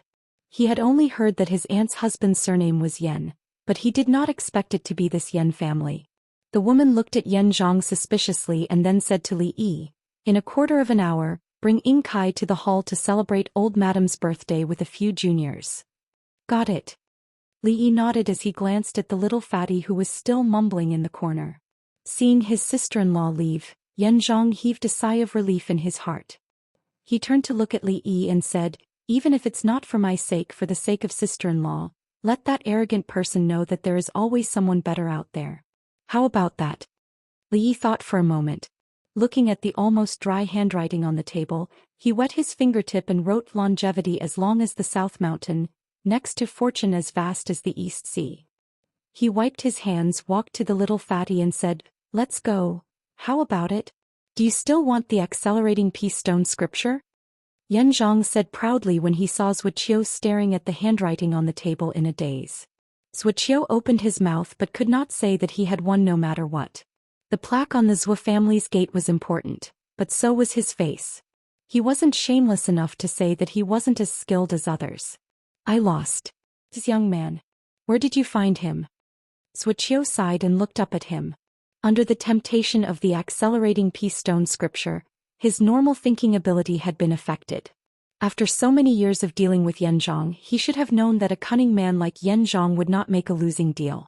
He knew from the beginning that he would win, so he deliberately used the accelerating peace stone scripture to provoke him. His purpose had always been to get the plaque on the Zhou family's gate. Yanzhong said jokingly, "That's none of your business. I just want to ask you one question. Do you still mean what you said just now?" Of course. Zhou secretly cursed the old fox in his heart. Just now he had taken advantage of his contempt for the young man. Who would have thought that an inexperienced boy could write such a beautiful semi-cursive script? The plaque on the gate of the Zhou family is right there. If you have the ability, come and get it. Zhou left as if he was escaping after saying that. Yanzhong carefully thought about what Zhou said just now. What did Zhou mean by, "take it if you can"? Without his permission, the old master of the Zhou family would not let him off. Yanzhong carefully thought about what he just said. What did he mean by, "take it if you can"? Without his permission, Grandpa Zhou wouldn't let him off the hook if he took the plaque off the Zhou's gate. There were actually many people in the younger generation of the Li family, including the collateral branches. However, Li Yi did not know any of them except for the little fatty. "Grandma, I wish you happiness as boundless as the East Sea and longevity as the pine tree in Nanshan. This is my congratulatory gift to you." "Grandma, I wish you happiness as boundless as the East Sea and longevity as the pine tree in Nanshan. This is my congratulatory gift to you."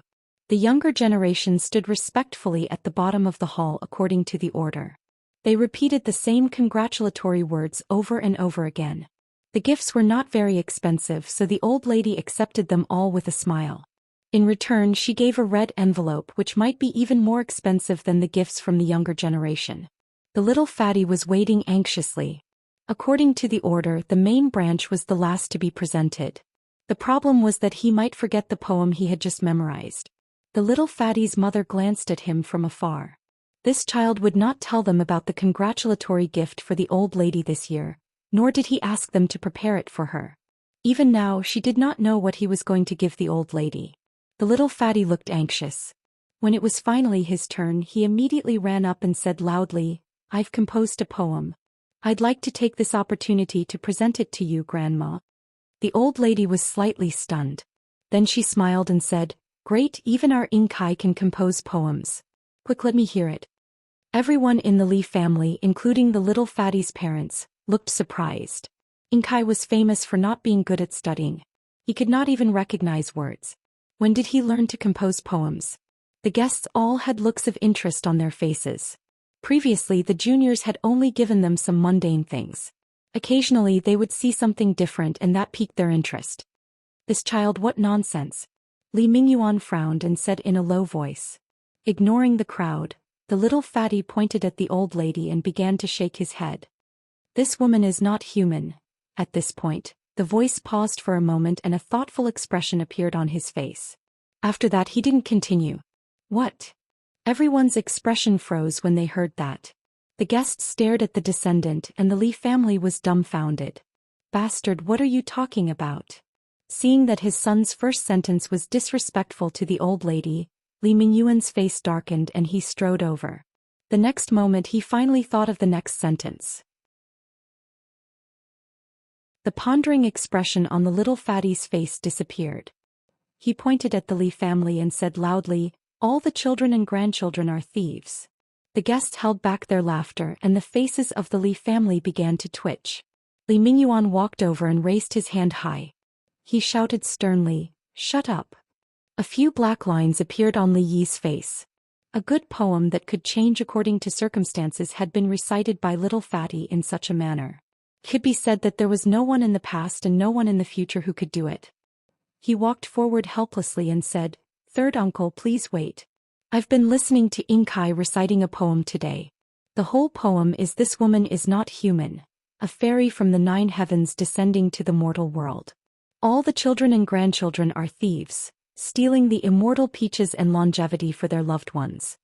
I think he must have been too nervous just now and memorized the wrong sequence. "Yes, that's it. That's it." The little fatty hid behind Li Yi and went down the slope. "A fairy from the 9 heavens descending to the mortal world. stealing the immortal peaches and longevity for their loved ones. What a changing poem. Wonderful, wonderful. To be able to write such a poem, he must have some talent.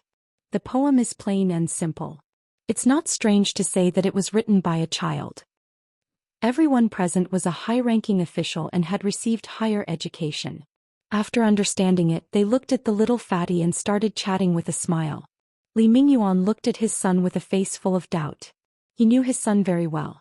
It was already a miracle that he could write the 4 lines of the poem without a single mistake, let alone composing a poem. Could it be that this child had been hiding his talent all this while? The old mistress was very happy and praised the little fatty. She picked an expensive gift from the pile of congratulatory gifts and gave it to him on the spot. The little fatty hugged the gift and returned with a smile. According to the order, after the little fatty was second uncle's son, Xianxia followed by Li Yi. Other than the mutation caused by the little fatty, the Li family's genes were pretty good. A handsome young man took an item from second Aunt Fong and walked to the old mistress. He smiled and said, "This is Zhao Chun's longevity painting. It's my congratulatory gift to Grandma. I wish Grandma a long and happy life." It's Zhao Chun's longevity painting. It's said that he needs half a year to complete one. It's not easy to get it without 1,000 taels of silver. Although Zhao Chun is young, he's quite talented in calligraphy. Many young people like his calligraphy. He's quite thoughtful to get Zhao Chun's longevity painting. As the crowd discussed, the old mistress accepted the gift with a smile and opened it in front of everyone. Immediately, several people surrounded it.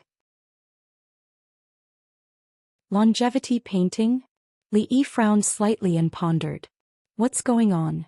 Lu Rui walked to his side and asked with a frown as well. Opposite them, the wife of the Li family's master, Madame Fong, glanced over and revealed an unnoticeable smile.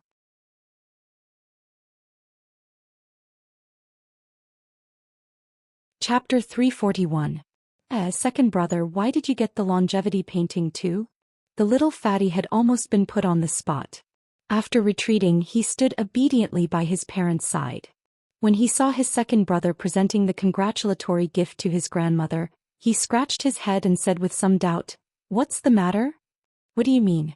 Who else gave the longevity painting to?" Li Mingyuan was still wondering if his son was really hiding his talent so well that even he as his father could not see through it. When he heard his son's soft murmur, he subconsciously asked. The little fatty scratched his head and said, "Big brother too. I saw him preparing the gift in his room 2 days ago. I think he said it was something called the longevity painting too." Really? The little fatty's mother asked in surprise. The biggest taboo when giving a gift was to be exactly the same as someone else's, especially when it was inferior to others. It would definitely be embarrassing in front of so many guests. It was the same longevity painting, but the famous scholar Zhao Chun's work was far superior to others. When the two of them presented their gifts one after another, everyone would naturally compare them. At that time, one of them would definitely look bad. It's true. If you don't believe me, you can ask second aunt. She even asked me that day. The little fatty patted his chest and said, "Second sister-in-law?" The Yun matriarch raised her head and looked at Madame Fong, who was standing not far away. He immediately understood. She was purposely trying to embarrass Big Brother's child in front of so many people. However, although he despised her method of using such a method to make things difficult for her own family, it was her freedom to give whatever gift she wanted. It was not good to criticize her. "What should we do?" Lu Rui stood beside Li Yi and asked softly. "What do you mean, what should we do? He gave it to him and I gave it to me. We'll do what we have to do," replied Li Yi. He glanced at Madame Fong. He did not expect her to be so narrow-minded. How could she do something like this? The little fatty was heartless, and it would be easy for her to get information out of him. Rui already knew what gift Li Yi was going to give to old mistress. Hearing the words of the people around him, he roughly knew that the longevity painting that was presented just now should be quite precious. If Li Yi were to present his own, it would definitely be inferior. "Why don't you give me this sword?" Lu Rui raised her hand and handed over the sword that she always carried with her. Li Yi saw a flash of reluctance in her eyes. She had been carrying this sword with her since the first time he met Mississippi Lu. She did not sell it even during the most difficult times of her life. This was indeed a rare good sword. When Li Yi first wanted to borrow it to play with, she didn't even let him touch it. Forget it. Li Yi pushed the sword back. How much was face worth? Only Madame Fong cared about her face. Li Yi did not think that his face was more important than Mississippi Lu's beloved sword. After speaking, Xianxia walked down. Li Yi smiled at Mississippi Lu and walked up with the painting scroll. This is. Some of the guests were confused when they saw an unfamiliar young man walk up after Xianxia. He should be the son of the Li family's Daoist. I heard that a few days ago, the Li family found their eldest grandson and welcomed him into the manor. It should be him. Soon everyone's eyes were on Li Yi. Most of them were very clear about the changes that happened to the Li family 20 years ago. The eldest grandson of the Li family, who had recently returned to the family, naturally received a lot of attention. A cold smile appeared on Madame Fong's face when she saw Li Yi holding something that looked like a painting scroll. Li Yi walked to the front of old mistress and said with a smile, "Your grandson has personally created a painting called Longevity Painting. I wish grandmother a prosperous life with the sun and the moon as well as a spring crane." The Longevity Painting? A look of surprise appeared on the faces of the guests. The Longevity Painting again? The painting that Xianxia gave was Zhou Xian's work. Many officials and nobles in the capital liked to collect paintings. The eldest grandson of the Li family also gave a longevity painting. From what he said just now, it seemed that he wrote it himself. One was worth 1,000 taels of gold, while the other was probably just a piece of waste paper. His gift was similar to the one that the little fatty gave just now. The similarity was that they didn't need to spend too much effort and could save a lot of money. Xianxia, who had just stood at his spot, was slightly stunned. He turned around to look at his mother and then at his brother, whom he was not very familiar with. His expression was a little dazed. Good. Old Madame Fong looked at him kindly and did not show any other expression because of the words, longevity painting. She smiled and said, "Thank you. Since I have accepted the longevity painting, I will give this night Immingsu to you." Old Madame Fong did not open it in front of Li Yi. She handed the painting scroll to a servant girl and personally picked out a brocade box from the pile of gifts. She placed it in Li Yi's hands with a smile. All the guests, including the Li family members present, were stunned. In terms of value, the picture of 10,000 years was probably the least valuable of all the gifts tonight. However, the old madame's gift in return was the most valuable. Not to mention Xianxia, who had also given a picture of 10,000 years. Even the gift she gave to little fatty just now was far from comparable. Old Madame Fong's action caused everyone to look at Li Yi in a different light. Old Madame Fong was at least half the reason why the Li family was able to survive for so many years. Under such an occasion, she naturally would not do anything unnecessary. There must be a deeper meaning behind her action. Madame Fong's face was so gloomy that it was about to drip water. She didn't think that the old madam would protect him to such an extent that she would casually give the jade bracelet that had been passed down in the family to an outsider. They were both longevity painting, but the one that her son gave was thousands of times more precious than his, yet the effect was completely opposite. Did the old madam really think that way? In the next moment, Madame Fong's dark expression disappeared and she immediately put on a smile. She walked up and said, "Since this is old Madame Fong's gift in return, you must put it away carefully. If I had known that nephew's gift was also longevity painting, I would have asked Xianxia to prepare something else. Speaking of which, nephew is considerate. Although Zhou Xian's longevity painting is good, he is an outsider. How can it be as precious as a family member's gift?" Madame Fong smiled and walked to the servant girl's side. She took the painting scroll from her hands and praised, "Xianxia has never had the heart to study since he was young. Nephew has indeed inherited eldest brother's talent. I believe this longevity painting will not be bad. Why don't you open it and take a look to make old Madame Fong happy?"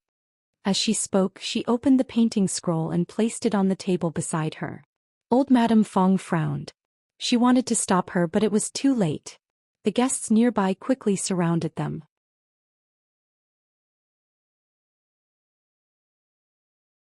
Chapter 342. Grandma, this is too expensive. I can't accept it. The Immingsu was very valuable, not to mention that it was a gift from his sister-in-law. Li quickly put the box back. He was not very interested in this kind of treasure. A pearl that emitted a faint fluorescent light was nothing. It could only light up an area the size of a palm. It was not even comparable to a 15-watt light bulb. We're family. It's not expensive. Just take it. Old Grandma smiled and stuffed the item back into Li Yi's hands. She had always felt extremely guilty towards her child who had been wandering outside for 20 years. What was a Emingzu? Could it make up for what she owed him all these years? Li Yi held the box containing the Emingzu in his hands. He did not know how to reject old Grandma's insistence. A few surprised voices came from not far away. This 10,000 years painting does have some foundation. Interesting. Look, when these longevity characters are put together, doesn't it look like a spirit ape holding a peach? Take 2 steps back and you'll see it more clearly. The 2 longevity paintings have their own merits. This one is not as good as Zhao Chun's in terms of foundation, but it wins in novelty. Not bad. The longevity painting personally made by the eldest grandson of the Li family was clearly not as mediocre as everyone had expected. It could not be compared to Qin Chun, who had already reached a high level in the art of calligraphy, but it was still above average. What was rare was that he had taken a different approach. He had used 100 longevity characters of various sizes to form the peach offering by the spirit ape, adding another layer of meaning. He had also spent a lot of effort. Madame Fong's face darkened when she did not see the scene she had expected. Let me take a look. A figure squeezed in from the back. Seeing the person, they all made way. Every member of the Zhou family was a master of calligraphy. Old Master Zhou, who was still alive, had a superb regular script. Although Wuxia was not as famous as Old Master Zhou, he was only second to a few grandmasters and was far from being a match for these laymen. Wuxia picked up the scroll and admired it as he paced around, but he did not make any comments. Actually, the 10,000 lifespan painting did not really have 10,000 longevity characters. It was just a measure to describe a large number. The most commonly seen one should be called the 100 lifespan painting. The one in Wuxia's hand was the century lifespan painting. The reason why the longevity painting was so popular was not because of the simple stacking of longevity characters. Each longevity character was written in a different way. Zhao Chun's longevity painting was extremely orderly. Although each character had a different shape, they were similar in size. Each line was vertical and it was very neat. It was not an exaggeration to call it the longevity painting. In comparison, the one in Wuxia's hand was the real longevity painting. Putting aside the longevity character from afar, this was clearly a painting of a spirit ape presenting a peach. Just from this, it could be seen that the person was not only skilled in calligraphy but also in painting. Of course, Wuxia did not care about the painting. His eyes were attracted by the longevity characters, big or small, straight or slanted. Although Zhao Chun was famous, Wuxia felt that he was still very immature. If he wanted to find faults, he could find 10,000 flaws in the 10,000 lifespan painting. However, he could not find a single mistake in the painting in front of him. It was as if it was truly flawless. Of course, flawless did not exist. The only possibility was that he was not good enough to find any mistakes. Of course, he could not find any mistakes. Wang Shiji Yan Jinqing Ouyang Sun Zhaoming Fu Lu Gongquan. The 10,000 lifespan painting was a combination of the works of countless calligraphy grandmasters. Regular script, semi-cursive script, and dozens of different characters were all created by the creator at his peak. If Wuxia could find any flaws in it, he would have been famous all over the world. In order to obtain this painting, he had temporarily put aside the scriptures that the old monk had asked for. He had consumed all the books on calligraphy and painting in the library. Mississippi Lu had come to him several times to play fight the landlord, but in the end she stayed in the room as a maid to grind the ink. If he could not get something decent out of it, it would be a waste of his hard work for the past 2 days. Good calligraphy, good calligraphy. Holding the paintings, Wuxia seemed to be intoxicated by it. He slowly walked through the crowd and gradually walked away under everyone's gaze. Bah, shameless guy. How dare he covet old Madame's gift? Yan Zhang was the first to react. They had known each other for many years, so he naturally knew Wuxia's character. His expression changed and he hurriedly chased after him. After a while, Wuxia put the 10,000 lifespan painting on the table with a regretful expression. With such a painting, he did not need any ancient calligraphy anymore. What a pity, what a pity. The guests were dumbfounded. Was it necessary for him to do this for a painting? The eldest grandson of the Li family was not a famous calligrapher. Was it worth it for Zhou Xian to do this? However, seeing that the two of them were staring at the painting and were unwilling to look away, even the slowest person would understand what was going on. This painting did not seem ordinary. When Zhao Chun took out the 10,000 lifespan painting, the two of them did not even look at it. There were those who were amazed and there were those who were doubtful. However, there were even more people who doubted the identity of the owner of the painting. The eldest grandson of the Li family said that he had personally created this painting. However, how could it be something that could attract the attention of two skilled calligraphers to come from a young man? The old mistress personally put away the painting of 10,000 years, the smile on her face even wider. To her, it was enough as long as she knew that this was a congratulatory gift from her grandson. As for Zhu Xian and Yan Zhang, they were surrounded by several people and faint voices could be heard. How is this longevity painting compared to Zhao Chun's? Can't be compared? That is Zhao Chun. They are both young people. It's possible for him to surpass Zhao Chun, but young supervisor Zhou is being too humble by saying that he is far behind him. Li Yi was playing with Mississippi Lu's sword in his hand, wasting time in boredom. People in the ancient times celebrated their birthday, unlike in modern times, where they could eat after cutting a cake and saying a few words of happy birthday. After going through a few complicated formalities, the chubby boy's stomach had been growling for at least a quarter of an hour, but he still hadn't received the order to start eating. The two men who combined were older than the old mistress, sat beside Li Yi. They had been coaxing and pestering him for a long time, and they only had one request, which was for the old mistress's 10,000 years painting.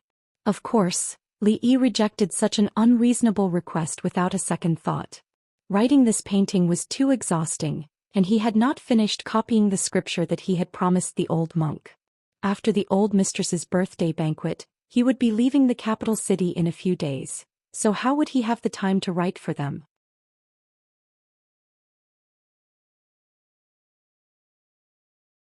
Chapter 343. Vice Supervisor Zhou and Assistant Minister Yan said that Zhao Chun's longevity painting couldn't be compared to the painting of the young master of the Li family. Moreover, the other party is a few years younger than Zhao Chun. Could it be that the Li family really has a monster in this generation?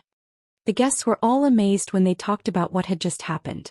Zhao Chun was successful at a young age. Although he didn't have any dazzling achievements in the imperial examinations, his calligraphy and painting were top-notch. He was famous in the capital and left his peers far behind. Of course, Zhao Chun was still too young and inexperienced, so he couldn't be compared to real masters like Zhu Xian and Yan Zhang. However, an even younger talent had surpassed Zhao Chun in calligraphy and made Zhu Xian admit that he was not as good as him. Other than a monster, no one knew what else to describe him. It was actually a good thing for a big family to have such a monster. It would be of great help to the spread of fame and the continuation of the family. However, the situation of the Li family was different. The eldest branch had disappeared 20 years ago, and the one in power now was the second master of the Li family. If the younger generation of the Li family was as mediocre as before, the position of the head of the family would still be passed to the eldest son of the second branch even if the family declined. At such a critical moment, the eldest grandson of the Li family, who could be called a monster, had returned. The attitude of the old mistress was unclear. Who would be the next head of the family? Of course, these were not things that they should worry about. Anyone with a sharp mind would be able to tell from the gloomy expression of the matriarch's wife that there was an undercurrent beneath the calm. The Li family had already declined and the Feng family wasn't easy to get along with. No one knew how they would settle this family matter. Li Yi wasn't too interested in whether or not there was an undercurrent. At this moment he was thinking about something else.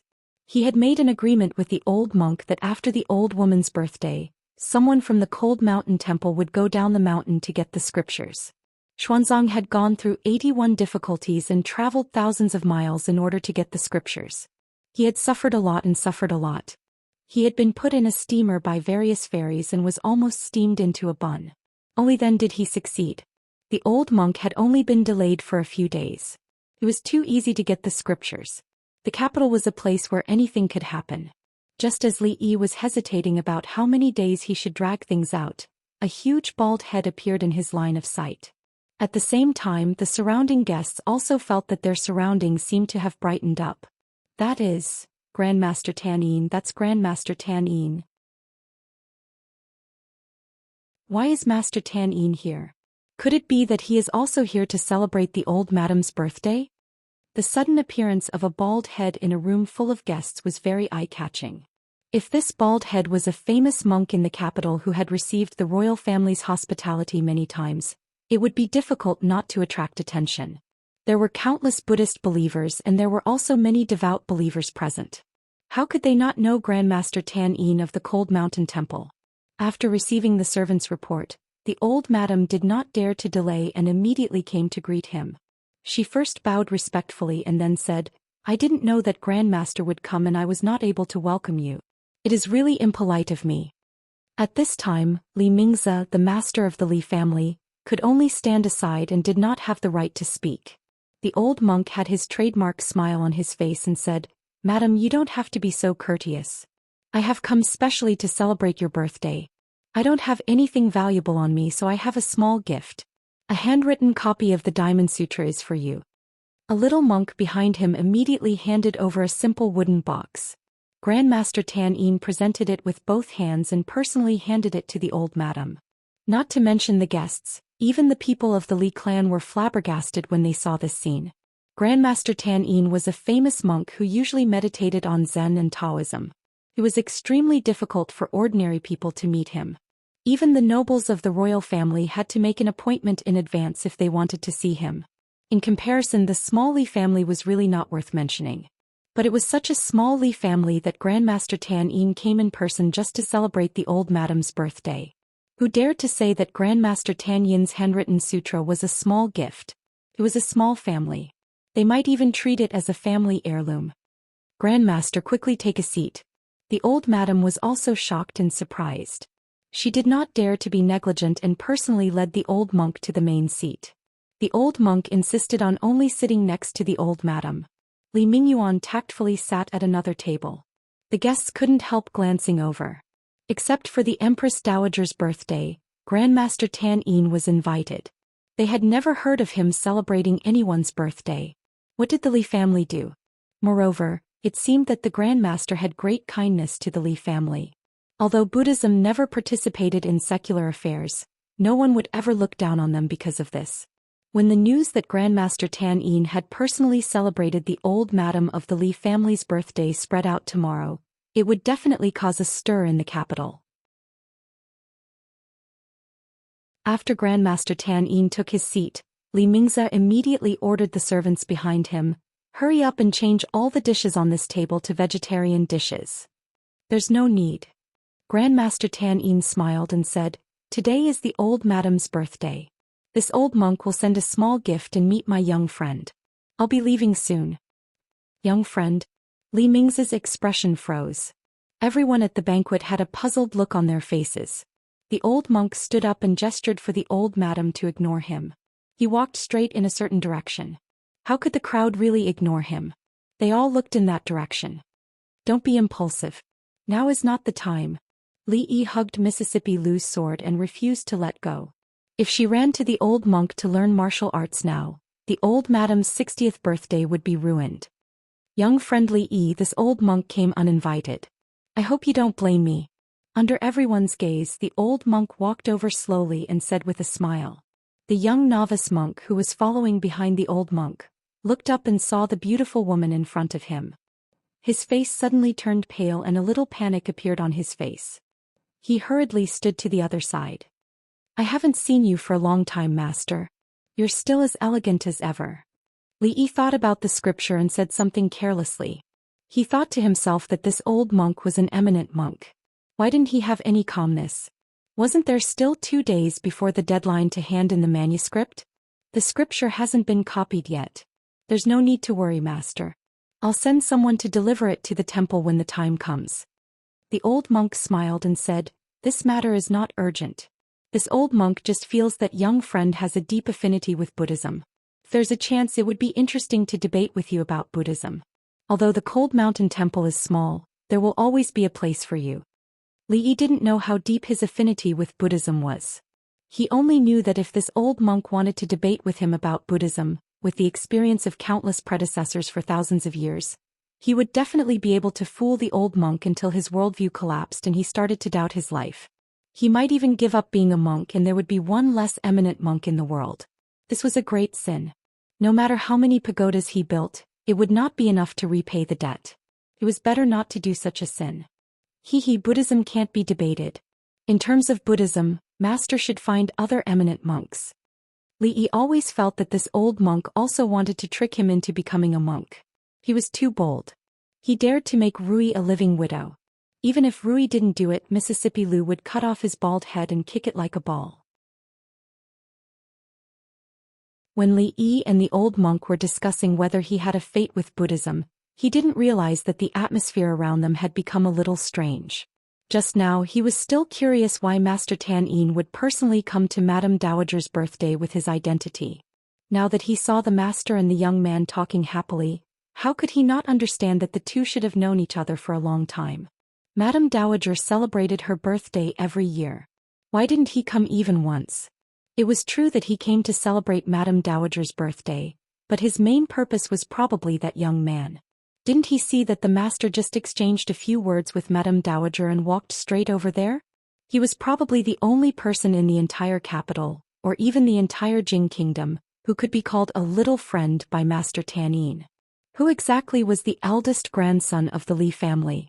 First he used the longevity painting to suppress Zhou Xian, and then he made Master Tan Yin lower himself to attend his birthday. Was this really the child of the Li family who had been living outside for 20 years? As the master of the Li family, Li Mingzi was at a loss in the face of such a situation. If he neglected Master Tan Yin, it would be bad for the Li family's reputation. However, the master walked over on his own. Did he have to invite him back? At this moment Madame Dowager said, "Go and invite her and the master over." Master Tan Yin was of noble status. No matter what the master thought as a member of the Li family, it was not good to neglect him. Looking at Li Mingzi getting up and walking over, Madame Fong lowered her head and clenched her fists tightly, gritting her teeth so hard that they were about to break. She originally wanted to borrow Zhao Chun's longevity painting to make him a joke at Madame Dowager's birthday banquet, but she did not expect that it would become a stepping stone for him to become famous. It turned out to be a clumsy move, causing more people to notice him. Monk Tan Yin's appearance pushed everyone's attention to him to a new peak. If this continued, even her stubborn husband would think that he was the most suitable candidate to be the next master of the Li family. Madame Fong's face was gloomy. The current master of the Li family was her husband, and the future master of the Li family would definitely be her son. No one could take him away. Not to mention Li Minggen's son. Even if Li Minghan came back to life, he could forget about it. I appreciate Assistant Minister Li's kindness. I've already delivered the gift, so I won't stay any longer. I'll take my leave now. There's no need to send me off. The old monk left with the little monk. Under everyone's gaze, he was extremely high profile. He wasn't as quiet as when he came. Come with me. Monk Tan Yin left, but Li Mingzi did not intend to let Li Yi stay here any longer. He and Madame Dowager still had a lot of questions about Monk Tan Yin. Rui, come with me. Li Yi grabbed Miss Lu's arm and decided to take her with him. He didn't want her to keep staring at the direction of the old monk. He was afraid that once he turned around she would chase after him with her sword and fight with the old monk for 300 rounds in the name of learning kung fu. Li Mingzi did not say anything about this. Madame Dowager liked Mississippi Lu very much. Madame Dowager would only be happy if she went with him. The little fatty looked at Li Yi enviously. Those sitting there were all his elders. If he sat there, he could be the first to eat. Originally he wanted to sit in the corner peacefully, but after being disturbed by the old monk and seeing the expressions on everyone's faces, Li Yi knew that he couldn't sit still even if he wanted to. Little Yi, what's going on between you and Master Tan Yin? Sure enough, as soon as he sat down, his aunt asked with a face full of gossip. Li Yi was depressed. This question was very unprofessional. What could happen between him and an old monk? He said helplessly, nothing much. Last time when I went to Cold Mountain Temple with Grandma, I happened to meet Master Tan Yin. We chatted for a while but were not very familiar. I don't know why he came to our house. It was not convenient to tell them about the scriptures, so Li Yi could only say so. Is that really the case? The beautiful woman's face was full of disbelief. Thinking back to the situation just now, the two of them could not have just chatted. Li Yi nodded and said, "That's how masters are. They like to pay attention to fate. Master Tan Yin once said that I have fate with Buddhism. Maybe it's because of this." The beautiful woman frowned and said, "What fate with Buddhism? Big brother only has one son, so we can't cut off the line. Even Master Tan Yin can't do that. You should go to the temple less in the future. Your second uncle will soon transfer you to the capital, and the family has already sent someone to pick up your wife. She's already 20 years old and she doesn't even have a child. This matter has to be settled quickly." Hearing Li Yi's words, Madame Fang's heart moved. She looked up and said, "You can't say that. To be able to have fate with Master Tan Yin is a blessing that can't be cultivated for several lifetimes. Nephew, you have to seize this opportunity. This is also beneficial to our Li family." Madame Fang looked like she was thinking of the Li family. In her heart she hoped that Li Yi would stay in the temple and not come back. The Li family would not let a monk be the family head. What? Li Yi ignored Madame Fang's words.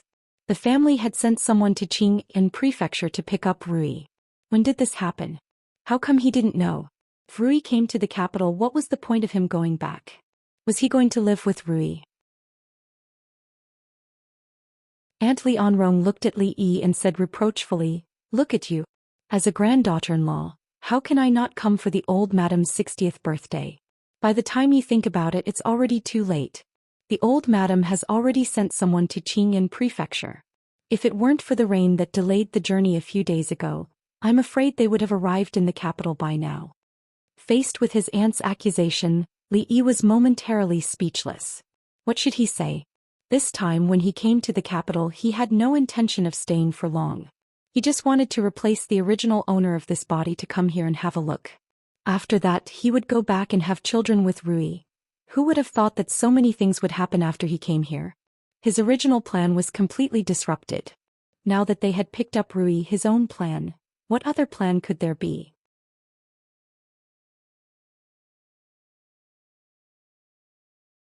Chapter 344. Master Tan Yin's Dharma is profound.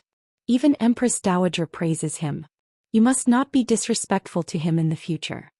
The old grandma warned Li Yi. A monk's behavior couldn't be judged by common sense. It was a blessing for the Li family that Master Tan Yin was willing to condescend to be friends with his son.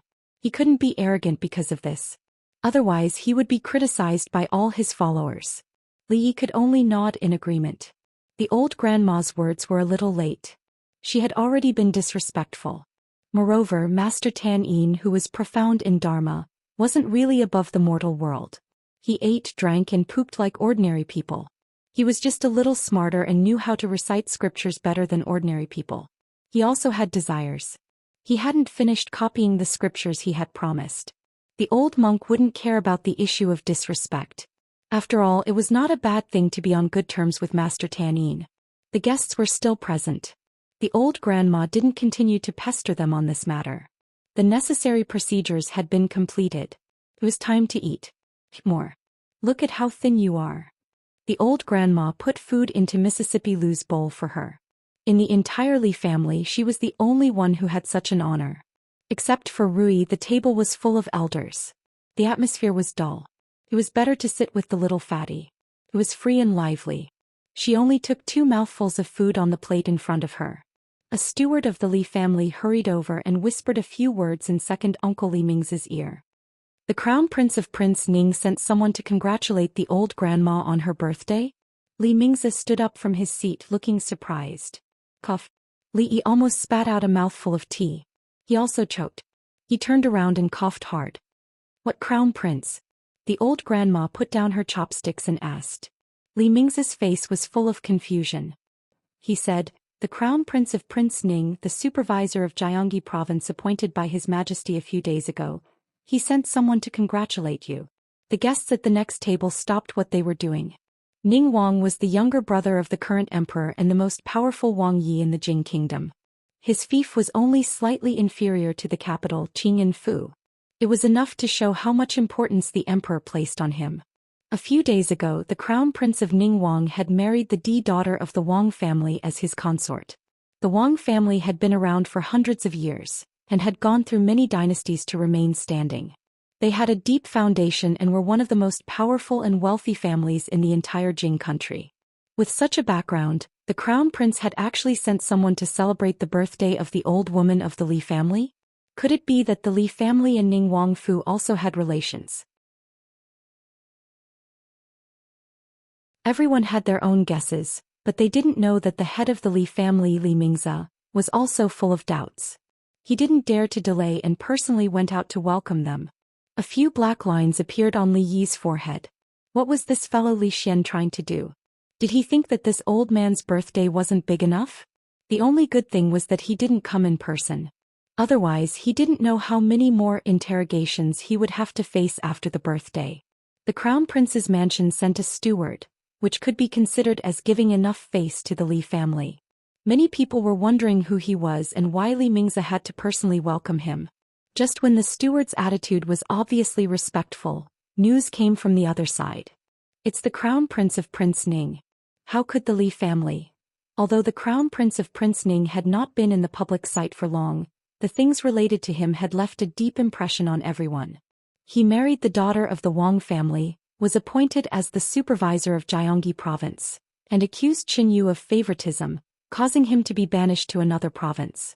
Next, the Crown Prince's mansion sent someone to celebrate the old lady's birthday. They thought they knew the Li family very well, but today they realized that the Li family seemed to be far more mysterious than they showed. The guests from the Crown Prince's mansion hadn't sat down yet when the Li family's steward walked over in a daze. He looked at Li Mingze with a stupefied expression. Head of the family, Princess Yongla, the people from the princess's mansion. Bang. Li Mingze was shocked and countless chopsticks around him fell to the ground.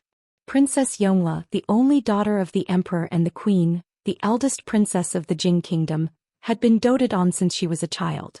She was the only princess who didn't get married after she came of age and stayed in the palace. She was a real member of the royal family. Was this still the Li family that they knew was declining? Even when the Li family was at its peak, it didn't have such a great reputation. Li Yi put down his chopsticks and covered his face with his hands. Finally, he figured out what the strange smiles on their faces meant when they parted. Li Yi had mixed feelings. The princess said she had a way to solve the problem the Li family was facing. She promised that after Li Yi left, no one would dare to make trouble for the Li family. Was this the way?